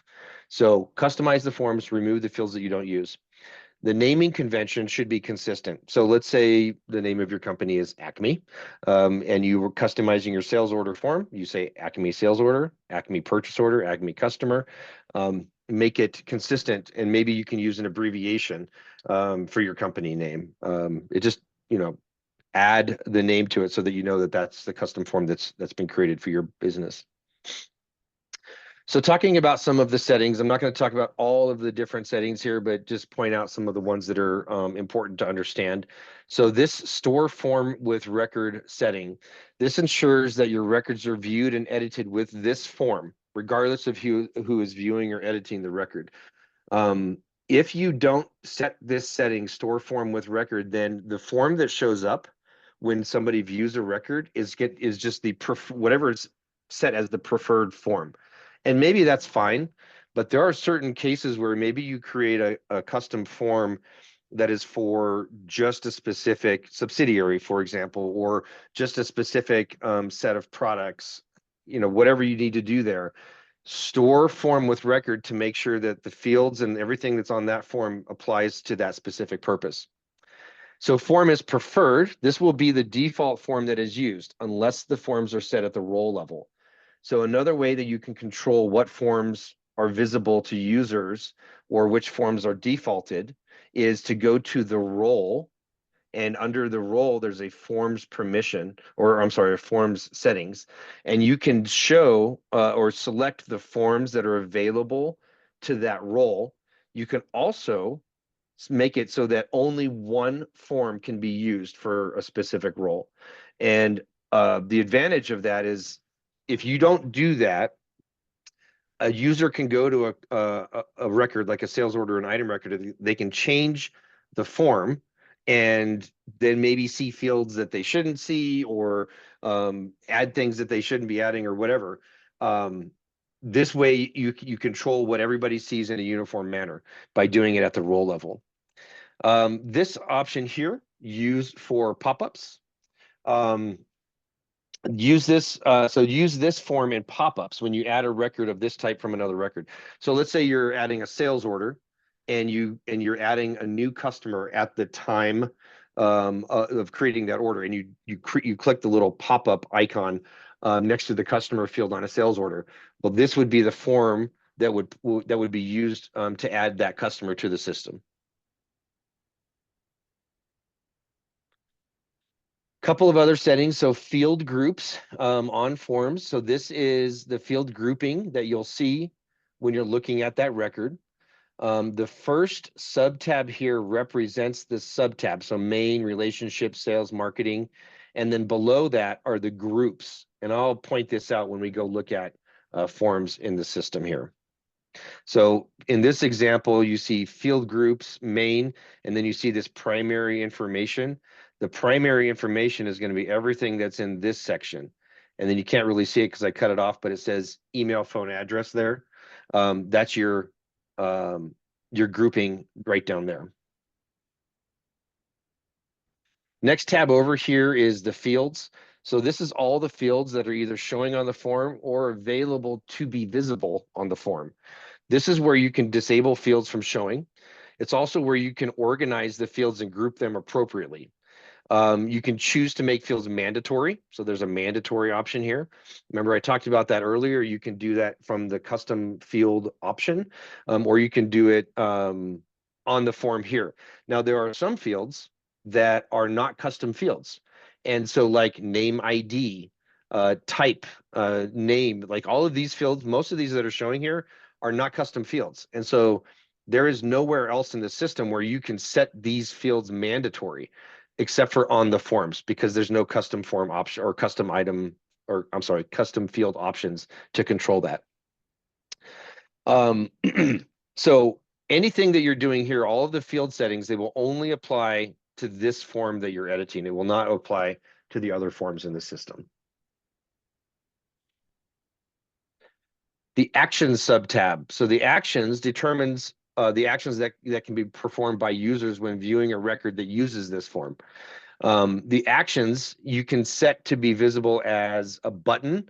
So they'll show as a button along the top of the form, or they'll be in the drop-down menu that says actions, and then these different actions will show whatever's set up in the menu. One of the most common uses that I see for this is if a company doesn't want somebody to be able to do a make copy. Sometimes when you do the make copy function, bad data gets copied over into a new sales order, for example, or a new item record. And so removing the make copy function, you can just uncheck the show button, and then it removes that action from the form. So they cannot do that anymore. The next tab over is sublists. So this determines what sublists are available in the form. An example of the sublists are relationships, communication, addresses, related records, etc. So then the sublists are going to you'll have the sublists showing up under each of the different subtabs. So this is where you can control what sublists show and what don't. Sublist fields. Here you can rename or change the visibility of the fields on that form. For entry forms, the sublist fields show on the Fields tab. For transaction forms, the sublist fields show on the sublist fields. So on a entity tab, instead of sublist fields, this would just say fields. So be aware it's not universal across all of the different record types. And then item filter. This is one I want to call out because I think this is overlooked. I didn't know about this feature for years until somebody told me about it, I think at a user group meeting. Basically, this allows you to choose a save search that will limit the items that are available to be used with this form. So let's say you have, we'll go back to the subsidiary example. You have one subsidiary who sells a very specific set of products, and you don't want all of the other items in the system available to be sold on by that subsidiary. You can create a safe search that limits the items that are available on this form. And basically, if there's an item that they know exists but is not available through this item filter, and they go and try and add it to the sales order in this example, you just cannot add it. It just won't find it, like it doesn't exist in the system. So this is a really powerful tool if you have a use case for it. I didn't know about it for a long time. Printing fields. So printing fields, I'm going to talk about this in a little bit more detail in a little bit here. Printing fields only show when the basic printing type is selected. So printing fields, I don't see these. I don't use these a lot because I almost always use the advanced PDF functionality for printing. But just pointing it out that it's here, printing fields when the basic printing type is selected. When you do this, you would choose the fields that were print by section. So in the header, footer, body, or columns. So header, footer, body, columns. You can choose whether the field shows or not, and then you can change the label of that field. I'll also show a quick example of modifying a basic printing template a little later.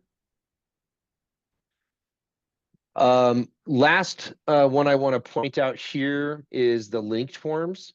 So the linked forms makes it so that this only applies to transaction forms, first of all. But basically, you can determine the forms that will be used automatically with related records. So for example, if this is a sales order, and the downstream transactions from a sales order are cash sales, invoices, item fulfillments, packing slips, maybe a purchase order if you're doing like a drop ship or a special order from that sales order. So you can define which forms will be used from that specific form automatically, which is actually, I think, a really good practice, because if you don't do this, then it'll just use the default preferred form of that record type. So with that said, I'm going to go to a demonstration, but before that, we're going to do another polling question. So I'm going to launch a CPE polling question here. The question is, a custom list in NetSuite allows users to input any value they desire, making it flexible for data entry. A custom list in NetSuite allows users to input any value they desire. True or false?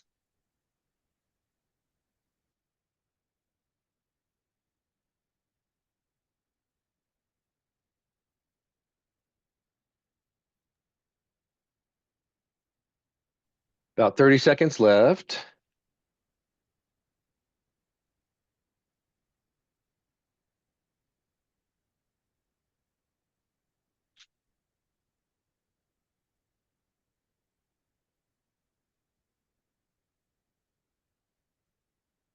So remember, a custom list we apply to a custom field so that only a specific set of input values can be selected. I'm going to go ahead and end the poll. I'll share the results. A little bit split on this one. The answer is false. A custom list does not allow a user to input any value they desire. They can, they have to pick from a select or a list of values. So I could see why you could maybe say true to that, because you can still choose any value you want, but it's not any value you desire. So anyway, all right, we'll move on. So I'm going to go back to NetSuite for my demo. Get my demo notes back up here. All right, so we're talking about custom fields. I'm sorry, custom forms. So I'm gonna go and customize a sales order form. So that is going to be under customization, forms, and then remember we talked about entry forms versus transaction forms. So in this case, sales order is a transaction, so I'm going to go to my transaction forms. And I discovered something a little bit strange during the break here. So this demo account has these forms that are locked, and I can't change them, so I couldn't add that customer country to the default form that was being used.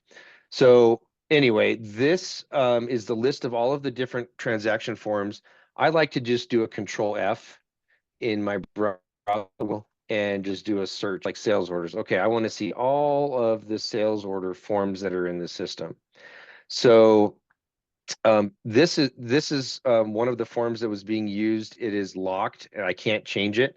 But this form here is one that maybe, so this is already the preferred form. So if I want to modify this, typically what you'll see is you'll have all of the forms that say customize, and that means that it is the default form from NetSuite. And you always want to start with the one to customize. I would normally start with this one because I know that it says customize and it's kind of the default, but this is they have this some bundle installed in this demo account that's changing the functionality a little bit. So I am going to actually go to this one here that I'll do a quick modification on. And just a side note on these forms, you can see like a sales order, you have a cash sale and an invoice version of these. If you do one of these forms, then the downstream transaction is limited to either a cash sale or an invoice. If you choose one that doesn't show cash sale or invoice, then the downstream transaction is determined by whether there's a payment method set on that sales order or not. So if there's no payment method set, then when the sales order is billed, it'll go to an invoice. If there is a payment method set and the sales order is billed, it'll go to a cash sale. So just a quick side note on that. I almost always just use the kind of the generic version of a sales order instead of one of the ones that are kind of hard coded. So we'll go to edit this form.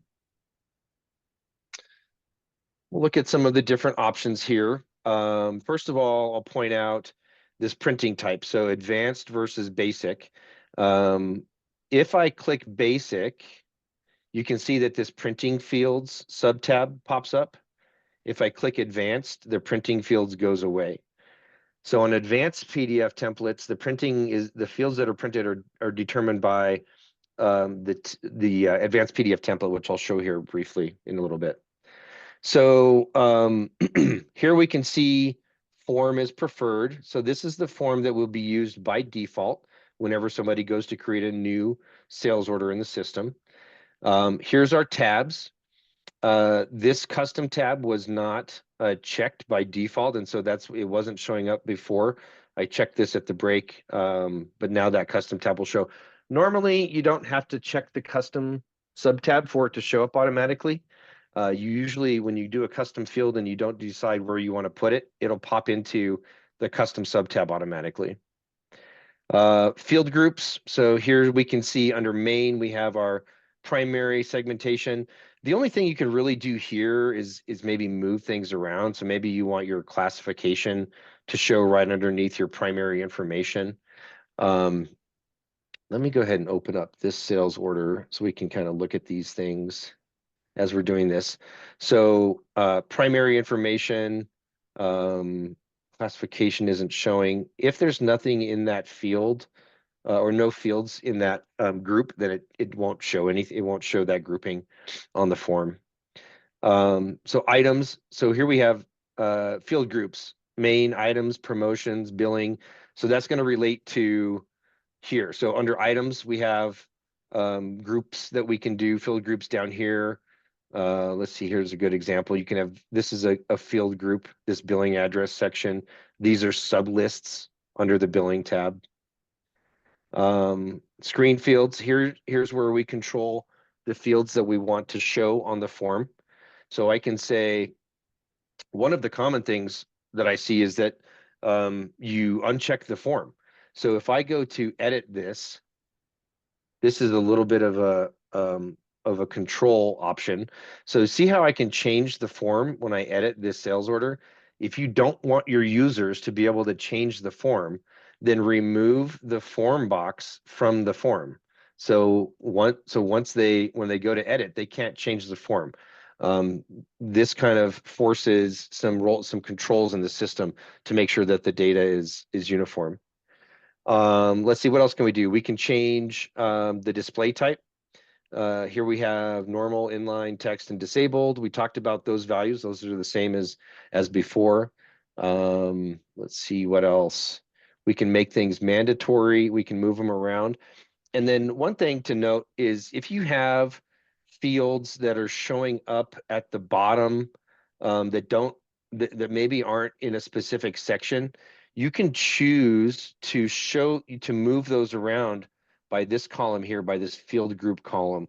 So if you want, for example, the activity code to show up in the primary information at the top, then you would change this to primary information, and now activity code, let's see if we can see it here.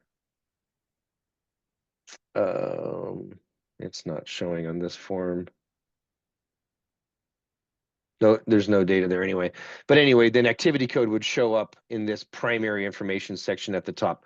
I highly recommend that as an administrator, you take time to organize the fields in a logical manner on your forms, and you can use this to control where they show up.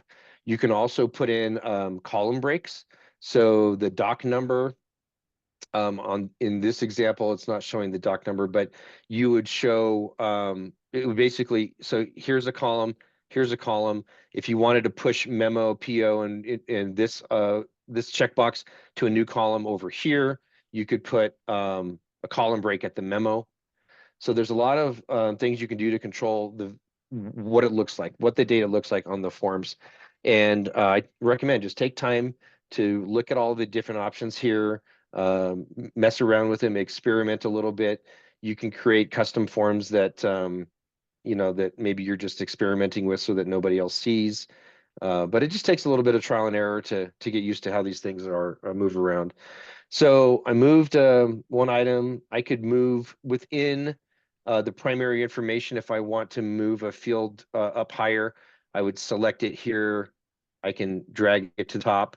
There's also the option, like when I have this selected, I can say move to bottom, but you'll notice it didn't move it to the very bottom of the list. It just moved it to the bottom of the primary information list, or the primary information group. You can create a new field right from here if you want to. I don't usually do that. I like to do it from how we were looking at it before, from the customization menu. Let's see. So one thing that I want to show just real quick is, so here's my custom subtab. Remember we created that customer country, and this got popped into the custom subtab automatically. So I want to move this out of the custom subtab into the main section of the form. So to do that, I'm going to use this move elements between subtabs function. And so I'll just click on that. It says it's changes I made are not going to be saved because I didn't save it yet, but that's fine. So I want to move that custom. So this is sometimes if you do a bunch of different custom fields at one time and then you want to go back and organize your form, you use this to move them around. So here you can see all of the different subtabs. I'm going to go to my custom subtab. My customer country, I want to say, I want this to show in the main section. So I'm going to click main. And there's another option here. So if you're doing a whole bunch of different fields at the same time, you could say, okay, I want all of these fields to go to the main subtab, and then you hit apply, and then you see how it just applies those to all of the main subtab automatically. It's just a little shortcut to do a bunch of fields at the same time. So customer country, that's the one I'm really concerned with. I'm going to go ahead and save this. And then I am also going to rename this sales order form to be something appropriate to my company, Acme sales order. And I am going to do a save as. Now make sure that you're aware of this form as preferred box. If you're creating a new version of the form and you don't want it to be the preferred one, uncheck it before you save as. In this case, I do want it to be my preferred, so I'm just going to leave that checked, and I'm going to go to save as. So it creates a new form. I'm not saving over the one that was already there. Okay, so I think that's the essentials of what I wanted to show you on custom forms. There's obviously a lot more to it. but I just recommend a little bit of trial and error. Look at the different settings, move some things around. You get better at it the more you do it over time. Okay, so now if I go down and I look into my sales orders, I should see my Acme sales order. That is now my preferred form. So that'll pop up automatically when we go to create a new sales order. Okay, so at this point, we're going to go back to our slides.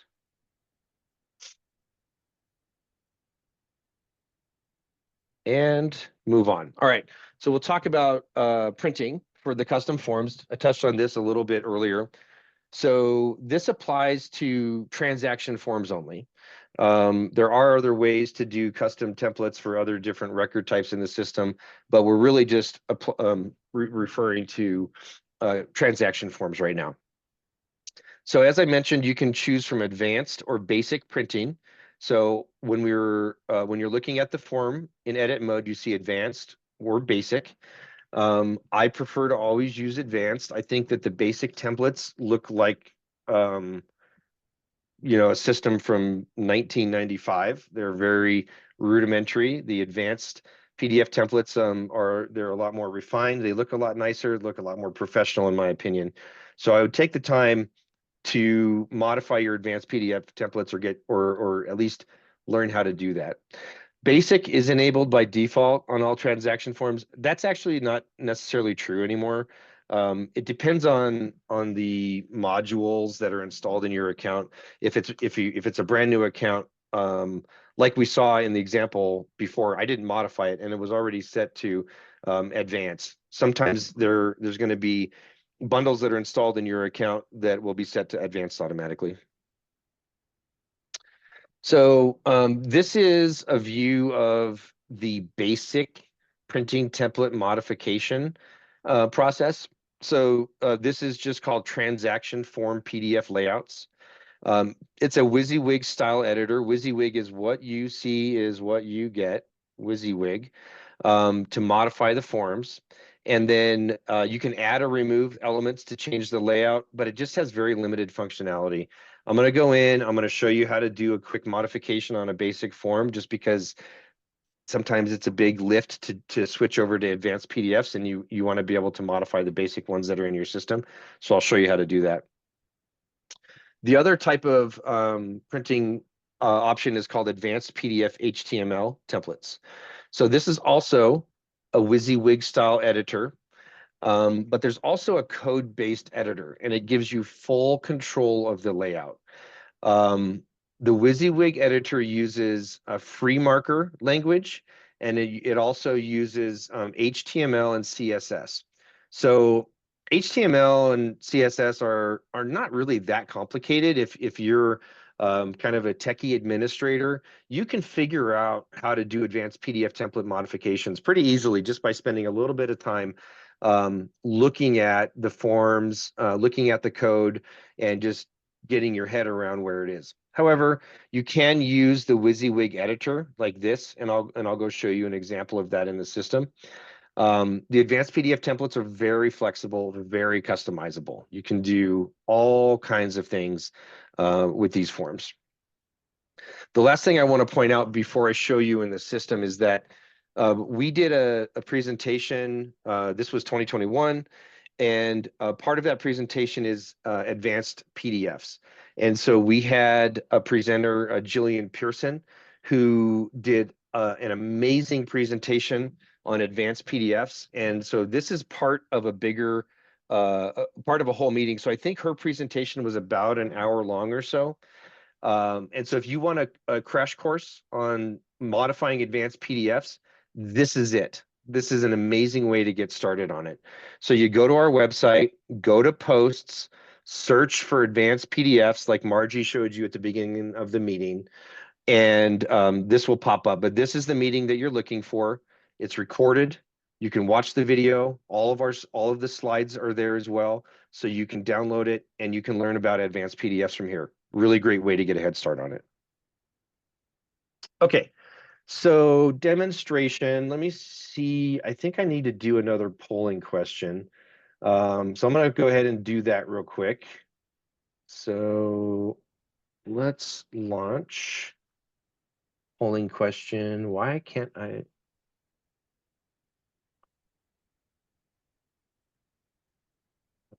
I think I hit the wrong one. That one was still showing. Okay, I'm going to launch the next polling question. Here we go. So question, what is the primary purpose of creating custom forms in NetSuite? A, to modify the user interface of non-NetSuite applications. B, to customize how information is entered and displayed. C, to create entirely new functionalities outside of NetSuite's capabilities. Or D, to develop integrations with third-party software. About 30 seconds left for our polling question. If you're interested in CPE, got to answer the question.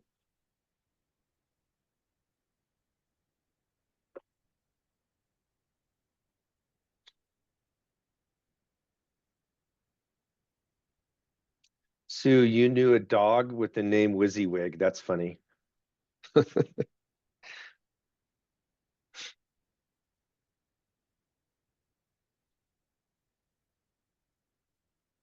Okay, so let's go ahead and look at the answer here.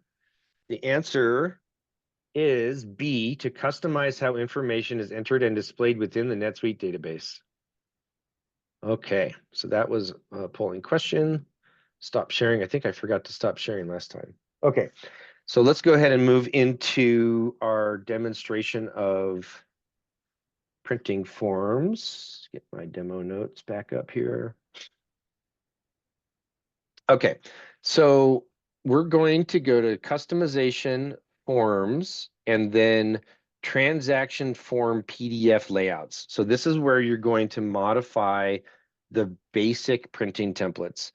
And if you remember, I said that with forms, there's a custom form for basically every transaction type in the system. But when it comes to these custom PDF layouts, you basically have a layout for transactions. And so if you want to modify it, it's going to look, you're going to be basically modifying it for sales orders and cash sales and invoices and purchase orders. And it's kind of not a great way to control what's visible in all your forms. But anyway, so I'll modify this one. This is the default one. If I was going to do this right, I would name this Acme Transaction Layout. You can change a couple of settings here at the top. Change your page size, the PDF printout final size, the width and the height. You can change some text colors here. So this is a little selector. So if you want to change the text colors to blue, for example, you could do that. Your label fill colors, I'll choose something here and then I'll show you an example when we're done. I'll just choose purple. So if you wanted to add a custom or add a field, any field to this printing template, what you would do is say add custom element. But before I do that, this is the WYSIWYG editor. So you can kind of grab this and like move it around anywhere you want. It's going to be kind of limited. You know, you have a little bit of trial and error if you're going to do this. Maybe you just want to move those two, swap those two around. If you want to add another field, you would go to add custom element. And then you can choose the element, which is the field that you want. So in this example, I'll just do like actual ship date. And maybe you want to type in a little helper. So ship date, and then it would show the actual ship date like that. So when it's in the mustache brackets, that's going to pull a field value from the record. So I'm going to, how do I save? Here, hit OK. So now you can see my ship date field up here. I'm going to drag it down. Maybe I want to put it right there. I can change the size like that. I can edit it if I want to go back and change it. So that's it. That's your WYSIWYG. There's some other options here. You can do element size. You can, once you choose a different element, you can see like you can change the options over here on the left-hand side. So I'm going to go ahead and just preview this. Let's see what it looks like. All right, so we can see our text is blue. We moved our form title and our logo around. Element 15, that's our custom element. When you actually print out, print this print something using this template, it'll show ship date and then that actual ship date there. So anyway, that's the basic PDF templates. I'm not a fan. I prefer to always use the advanced PDF templates because I think they look so much more professional than these default ones. So now I'll show you the advanced PDF templates. So I'll go back to customization forms, advanced PDF templates, PDF/HTML templates. And here we can see that we have a whole bunch of options, and there's some stuff that's installed from, looks like a bundle that was installed in this system. But our default ones are going to be down here. So here's my sales order. This is set as my primary. Remember though, I said that like normally this would be set as the preferred form by default. And I don't know what modifications have been made. So I'm going to just start with this standard one. I'll click on customize. And just a couple of best practices here when you're creating an advanced PDF HTML template.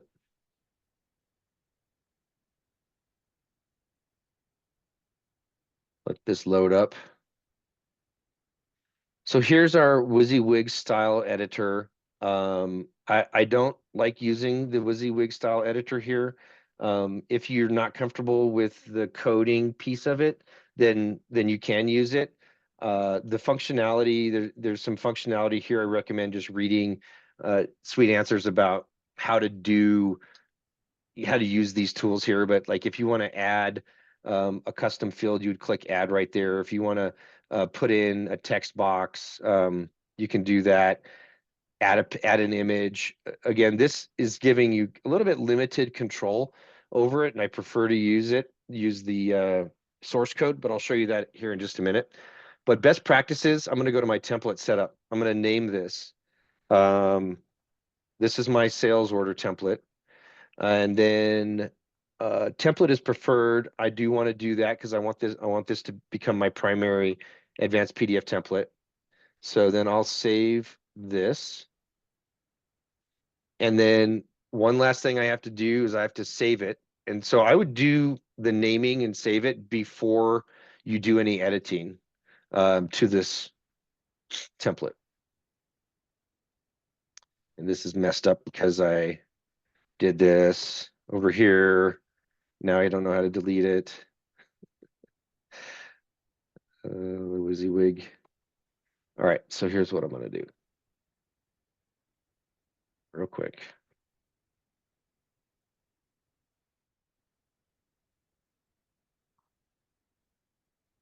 Sales order, customize.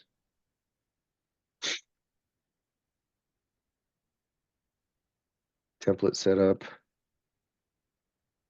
Acme, preferred. Save. I didn't make any changes, so shouldn't throw any errors. But that's one thing to be aware of, is that if you make changes that are not compatible with the coding, it's going to throw an error and it's not going to let you save it. So now I'm going to go back in and edit the sales order form or template that I just created.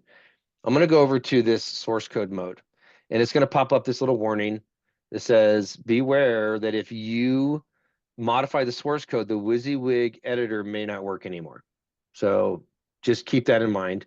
That's fine. I'm aware of that. I'm going to hit yes.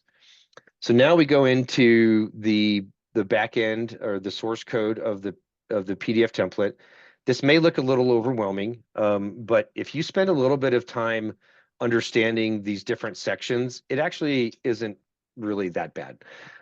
For example, this very first section here at the top, this is where the company logo would be, and you can change the logo. You can hard code a URL in here.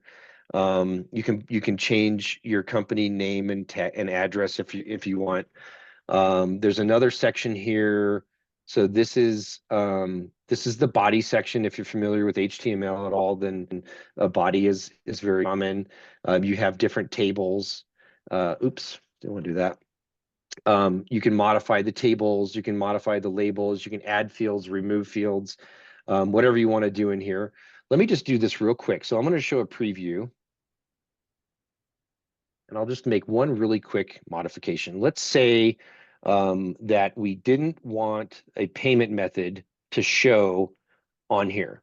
So on the PDF template, see right here, this is a table, this section right here with this one gray bar, this is the table. And I want to remove the payment method from that. So here's the table for that part. I have to remove the header, and then I want to remove the payment method. Okay, so now I'm going to preview again. And boom, look, now that payment method is gone.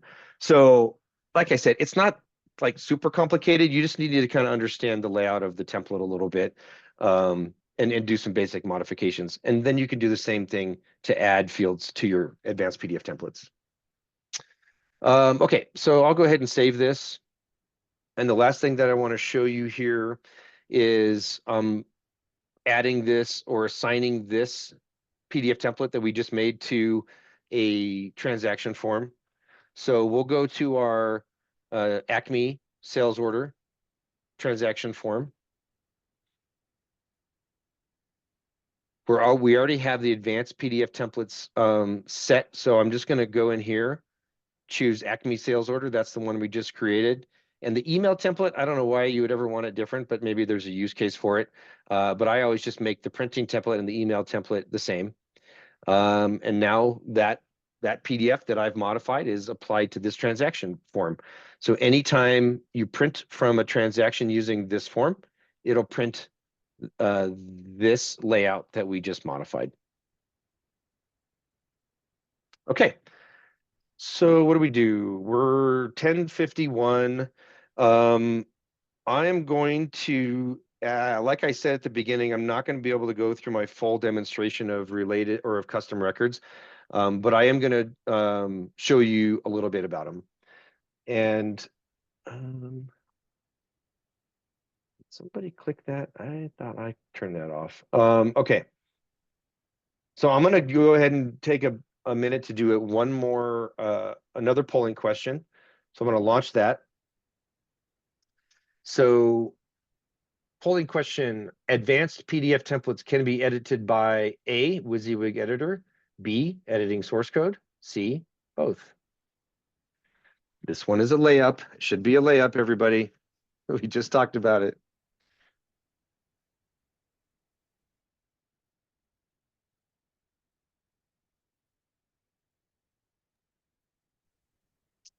I know some people multitask while you're listening. I get it.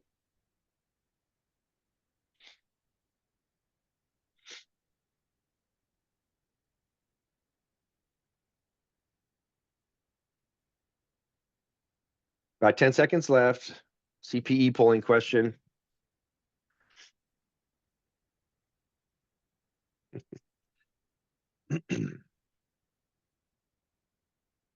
All right, so I'm going to end the poll, share the results. The answer is B, both. You can edit advanced PDF templates by the WYSIWYG editor or by editing the source code.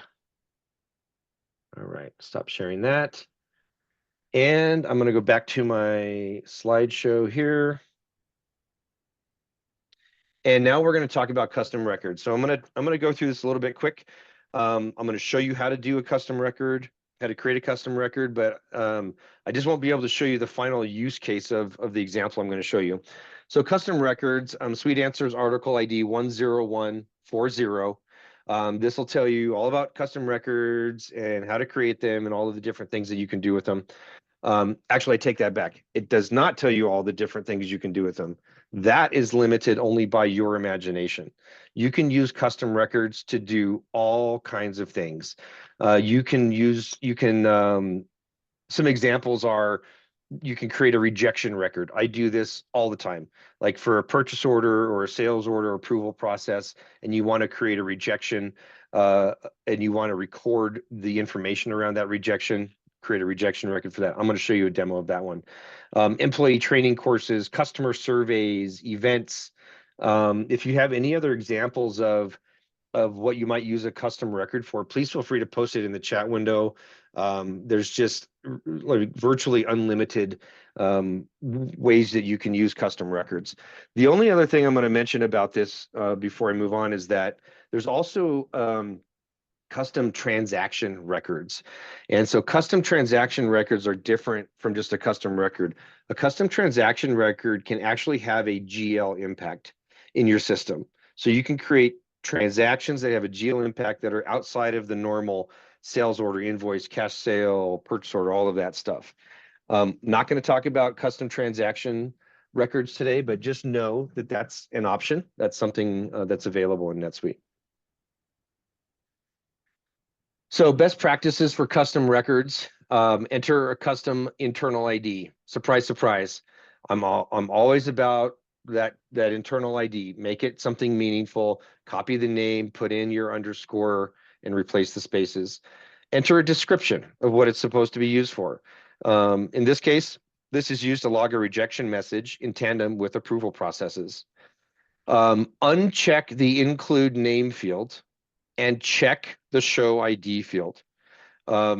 If include name field is checked, then it's required on new records. It's just a nuisance to me. I've never really understood why that's checked by default. And then check just show ID. This ensures that the unique system ID is assigned. And then it's visible and searchable. So that's just standard, from experience, best practices. So save the custom record, and then you can edit to add fields. So we'll go back in here. Couple of options on custom records, parent-child relationships. So a custom record can be a parent or a child of another record. So like a rejection record, for example, is typically going to be a child of a transaction, like a sales order, purchase order, or whatever. But you don't have to create a parent-child relationship to show something on like a sublist view. And I won't get to the demonstration part of this, but I'll record a demonstration of this rejection record in action, and I'll put it on our LinkedIn channel for later on. So an example is of a parent-child relationship. A rejection record would be a child of a purchase order. So the key to create a parent-child relationship is to create one field that is a type of list record, and then you mark the option record is parent.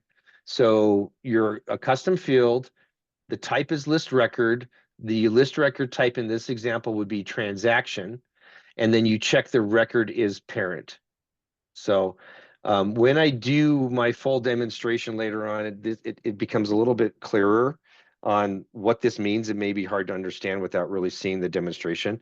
But what I'll do now is I'm just going to go in and do a quick, create a quick custom record just to show you where it is. So let me close a couple windows here. Customization, list records fields, record types. So this is where we go to create a custom record. So I'll just go to new record type. We'll call this rejection record. Put in my internal ID.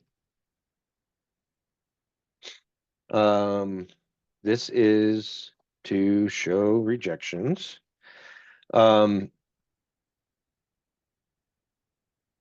Uncheck that, check that. There's a ton of options on here. I recommend going to that Sweet Answers article that I posted. You can read about all of the different functions that we do here. For the sake of time, I'm not going to be able to do much here, but I do want to show you how to add a field to this custom record. So I'm going to hit save. I'm going to go back into my rejection record.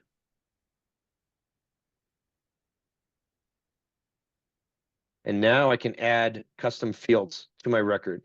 And I can also add sublists, subtabs, I can make custom forms for this record, do all kinds of fun stuff. But basically, I'm just going to create a new field, and this new field is going to only apply to this custom record.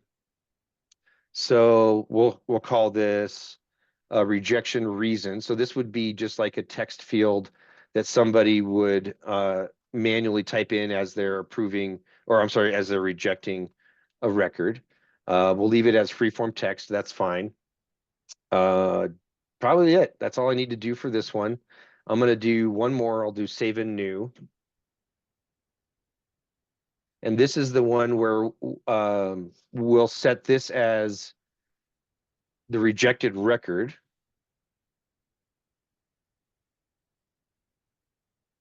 I know it seems tedious to do this, but I can't skip it because it's so important. This is the record that was rejected. Okay, so remember I said we're going to do a list record.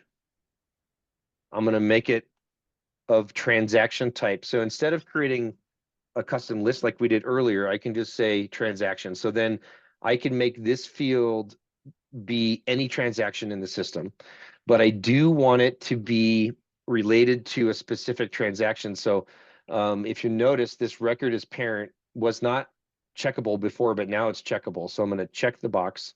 And that means that whatever transaction I set in this custom field, it will be the parent record of this rejection record, this custom record that I'm creating. All right, so I'm just going to save this. And the last thing that I'm going to show you is, let's see, we'll save one more time, sorry. And just to maybe help visualize this a little bit better, if I go to my record types, I can come over here to a list of these. So if there's a bunch of rejection records, this will show you a list of those. If you need to do one manually, you can do it just manually from here. Normally, what I would do with this record is I would use it as part of an approval workflow. So I would go to this record if somebody rejects a transaction, and then once they reject it, it takes them to this screen, and they say they put in the reason they rejected it. Normally, this would also be pre-populated with the workflow, but this rejected record, let's see if I can. Oh, it's not going to work right now. Too much. But anyway, this is where you would choose the transaction, or with the workflow, you pre-populate this rejected record field. So I would put in the sales order or the purchase order, and then it would show under that record. So that's my rejection record. That's custom records. I know a little bit short on details there, but I will post another video about how to use this particular use case. So I'll go back to my demonstration and we'll go ahead and finish this up. So I wanted to point out, so that's very noteworthy. Customization that is very common and very useful in the system is sublists, and how to create a custom sublist with saved searches. So we did a meeting on this, a tip and trick a while ago. Again, go to our website, go to posts, and you can search for creating sublists with saved searches. This is a really cool tool that you can use to show custom data on different transactions. I think it was Margie that did this one, but I just wanted to point it out as a customization I'd love to show you how to do today, but we just don't have enough time.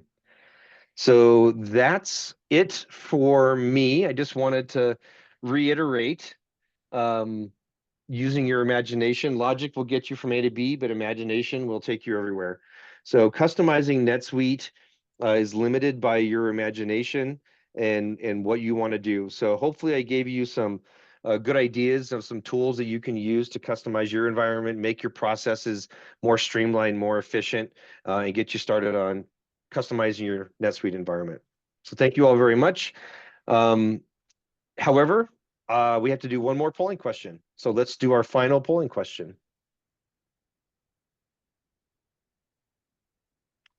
And our final polling question is, custom records in NetSuite can serve as either parent or child records in a relationship. Custom records in NetSuite can serve as either a parent or child records in a relationship.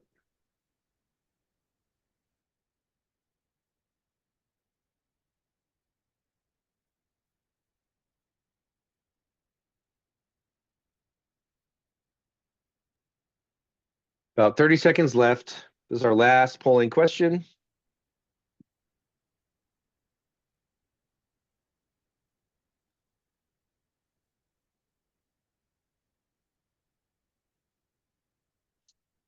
Polling question, it should be popped up. It should be visible.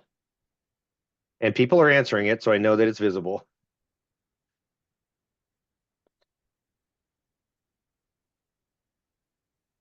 Yeah, sometimes if your version of Zoom isn't the latest version, sometimes the polling questions have a challenge popping up. But you have to get 6 out of 8 to get the CPE credits. So if you did most of them, then you should be good. Okay, I'm going to go ahead and end that poll and share the results. So the correct answer is true. A custom record can serve as either a parent or a child in a relationship. Okay, so that was the end of all of our polling questions. Thank you again for sticking with me and learning all about customizing NetSuite today. You're not done. I'm not done. I'm gonna now I'm gonna go switch gears and I'm gonna tell you about my experience at Sweet World. So I was able to attend Sweet World last week. It was a great experience. Let me bring up some slides. So just a couple of thoughts. This was my impressions, my thoughts, not sponsored by Oracle NetSuite in any way. So there were 7,500 people in attendance, which is, I think they said 500 people more than last year. So they maxed out. I feel like it's getting pretty crowded. I've been many times, and one of the main things that stood out to me is that they had to create or build this giant tent outside for their keynote speeches, their keynote sessions. And then you had to go outside, walk outside and go over. I mean, it wasn't that big of a deal, but it just kind of points to the fact that I think that um, that keynote tent was legit. It was enormous. And fortunately, I don't know if you've been paying attention to the weather in Las Vegas lately, but it was like 105, 110 degrees. So they had all of their tents air conditioned, and kudos to Oracle NetSuite. The conditioning was actually pretty good. So anyway, that's enough about the attendance. I think they're probably going to have to find a new space at some point. But from the keynote session, they have over 40,000 companies running on NetSuite now, which I just think is absolutely amazing. And it's funny. I'm a consumer, right? I order products from different companies, and I love it when I get a product and I see a packing slip that's a NetSuite packing slip, because you can always recognize the packing slips that come from a company that's running on NetSuite, and that just happens more and more all the time. So I think it's really cool. So NetSuite is now running 100% on the Oracle Cloud Infrastructure. I think that's what that stands for, OCI, which just means that they've switched off of the older systems, and their systems. The Oracle Cloud Infrastructure is a lot more secure and stable. Downtimes are decreased, and just better overall. They have 36 data centers around the world. They have 17 OCI regions. One of the things that they talked a lot about is this redwood design. The redwood design is being used and it's visible in some places already. And if you've upgraded to 2024.2, go to the Customer 360. This is automatic in your account now. And you'll see it looks very different than a normal NetSuite screen. And that is because it's the Redwood design. And so Redwood comes from a lot of the enterprise Oracle products. And so they're building a lot of this new design into the NetSuite system.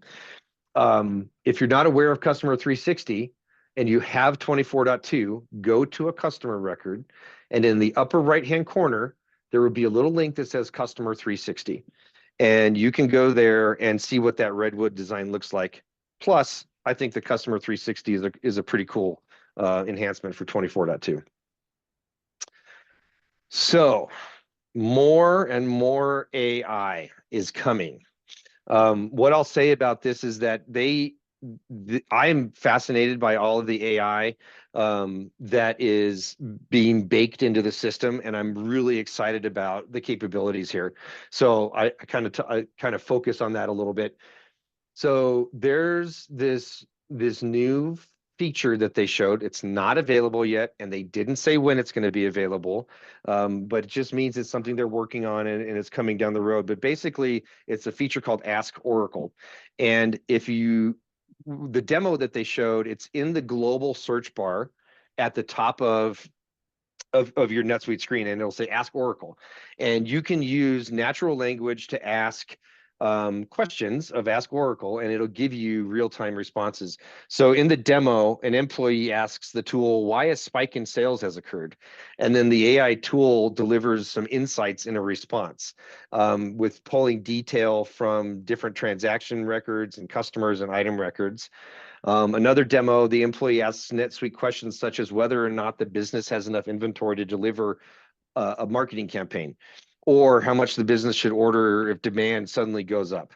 The employee then also can say, oh, okay, we'll share this insight with my colleague. One of the things that I think could really be powerful with this type of tool is the ability to create reporting or save searches on the fly. And they didn't do it. I went to the product table and I asked the demo guy about it, and he said we've had a lot of feedback about that, about doing this, but it's just they haven't done it yet.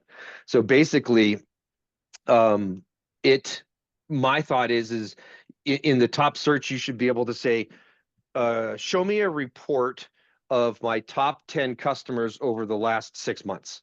And I want the system to go, boom, here's a report or a save search. Would you like to open it in a new window? Would you like to export it? Whatever. And I think that with AI, that is absolutely a possibility. And I suspect that they're going to be baking it into the system at some point. So more AI.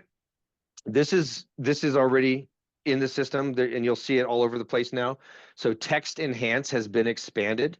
They say it's now available in over 200 new experiences throughout the system.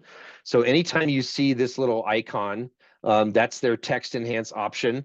It used to be like just on the description field on item records, but I noticed it in like an email. So let's say you're on an invoice and you're going to email that invoice to your customer.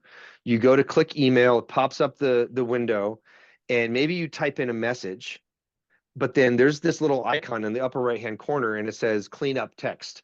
And so you click on it and it'll take what you typed and basically make it sound better, make it sound maybe more professional or better language, whatever. I think that there's a lot of potential here. One of the things that they announced with this is called Prompt Studio, which I think I actually have a slide on. So I'll come back to that. But anyway, Text Enhance is now expanded all over the system. AI Analytics Assistant. So this is one that I think is huge. So analytics workbooks, from my perspective, has a pretty steep learning curve. It's a very unfamiliar interface in NetSuite. Like if you're used to creating reports and save searches and that kind of thing, and then you go to the analytics workbooks and you try and start creating some reporting out of there, it's not intuitive, and it takes quite a bit of time to figure out. So this is something that they're talking about, AI Analytics Assistant. So it's going to retrieve information from Suite Analytics workbooks, create reports and charts with generative AI via a natural language interface. And so I think that this is huge. Once they actually come out with it, availability is unknown, but this is going to give everyday users a huge head start in being able to use the Suite Analytics workbooks more effectively, because they can give better visualization of data than you can get out of like a Save Search or the standard reports. This is what I was referring to with the Text Enhance. So the NetSuite Prompt Studio, and again, availability is unknown, but I did see a demo of how this works.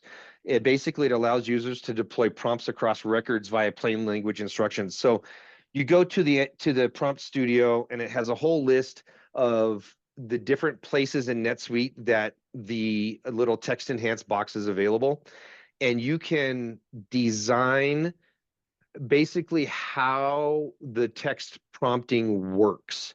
So for example, if you're on an item record and you want to say, create a custom description using the title, the brand, the product's color, where it's from, whatever.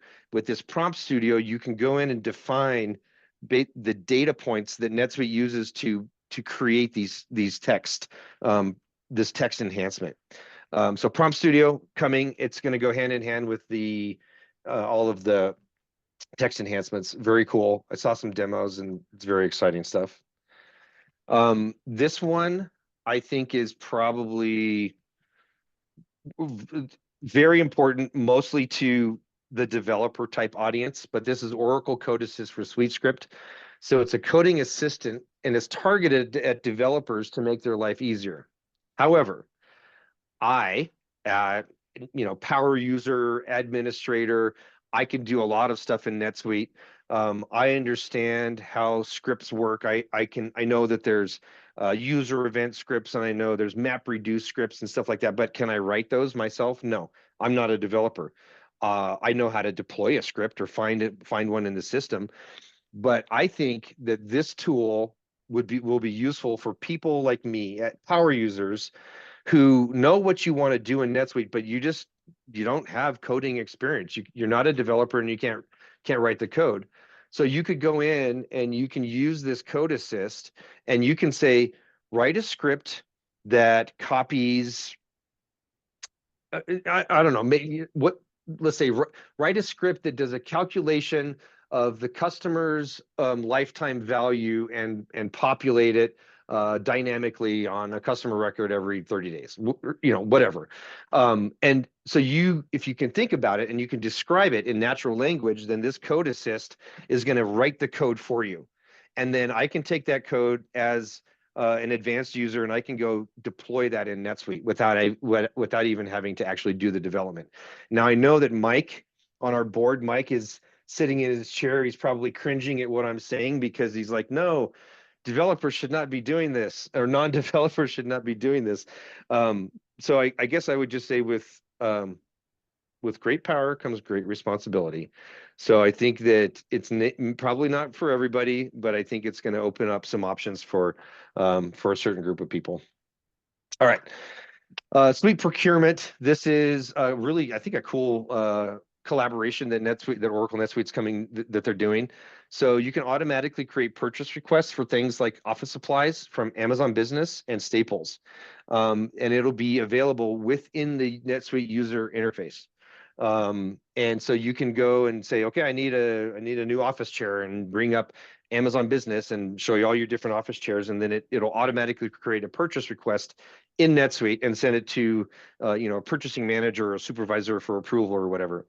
So this is in partnership with Amazon Business and Staples, and this is planned to be available in North America within the next 12 months, according to NetSuite. The last thing that I'm going to talk about is NetSuite Analytics Warehouse. So I had the pleasure of taking this learning lab.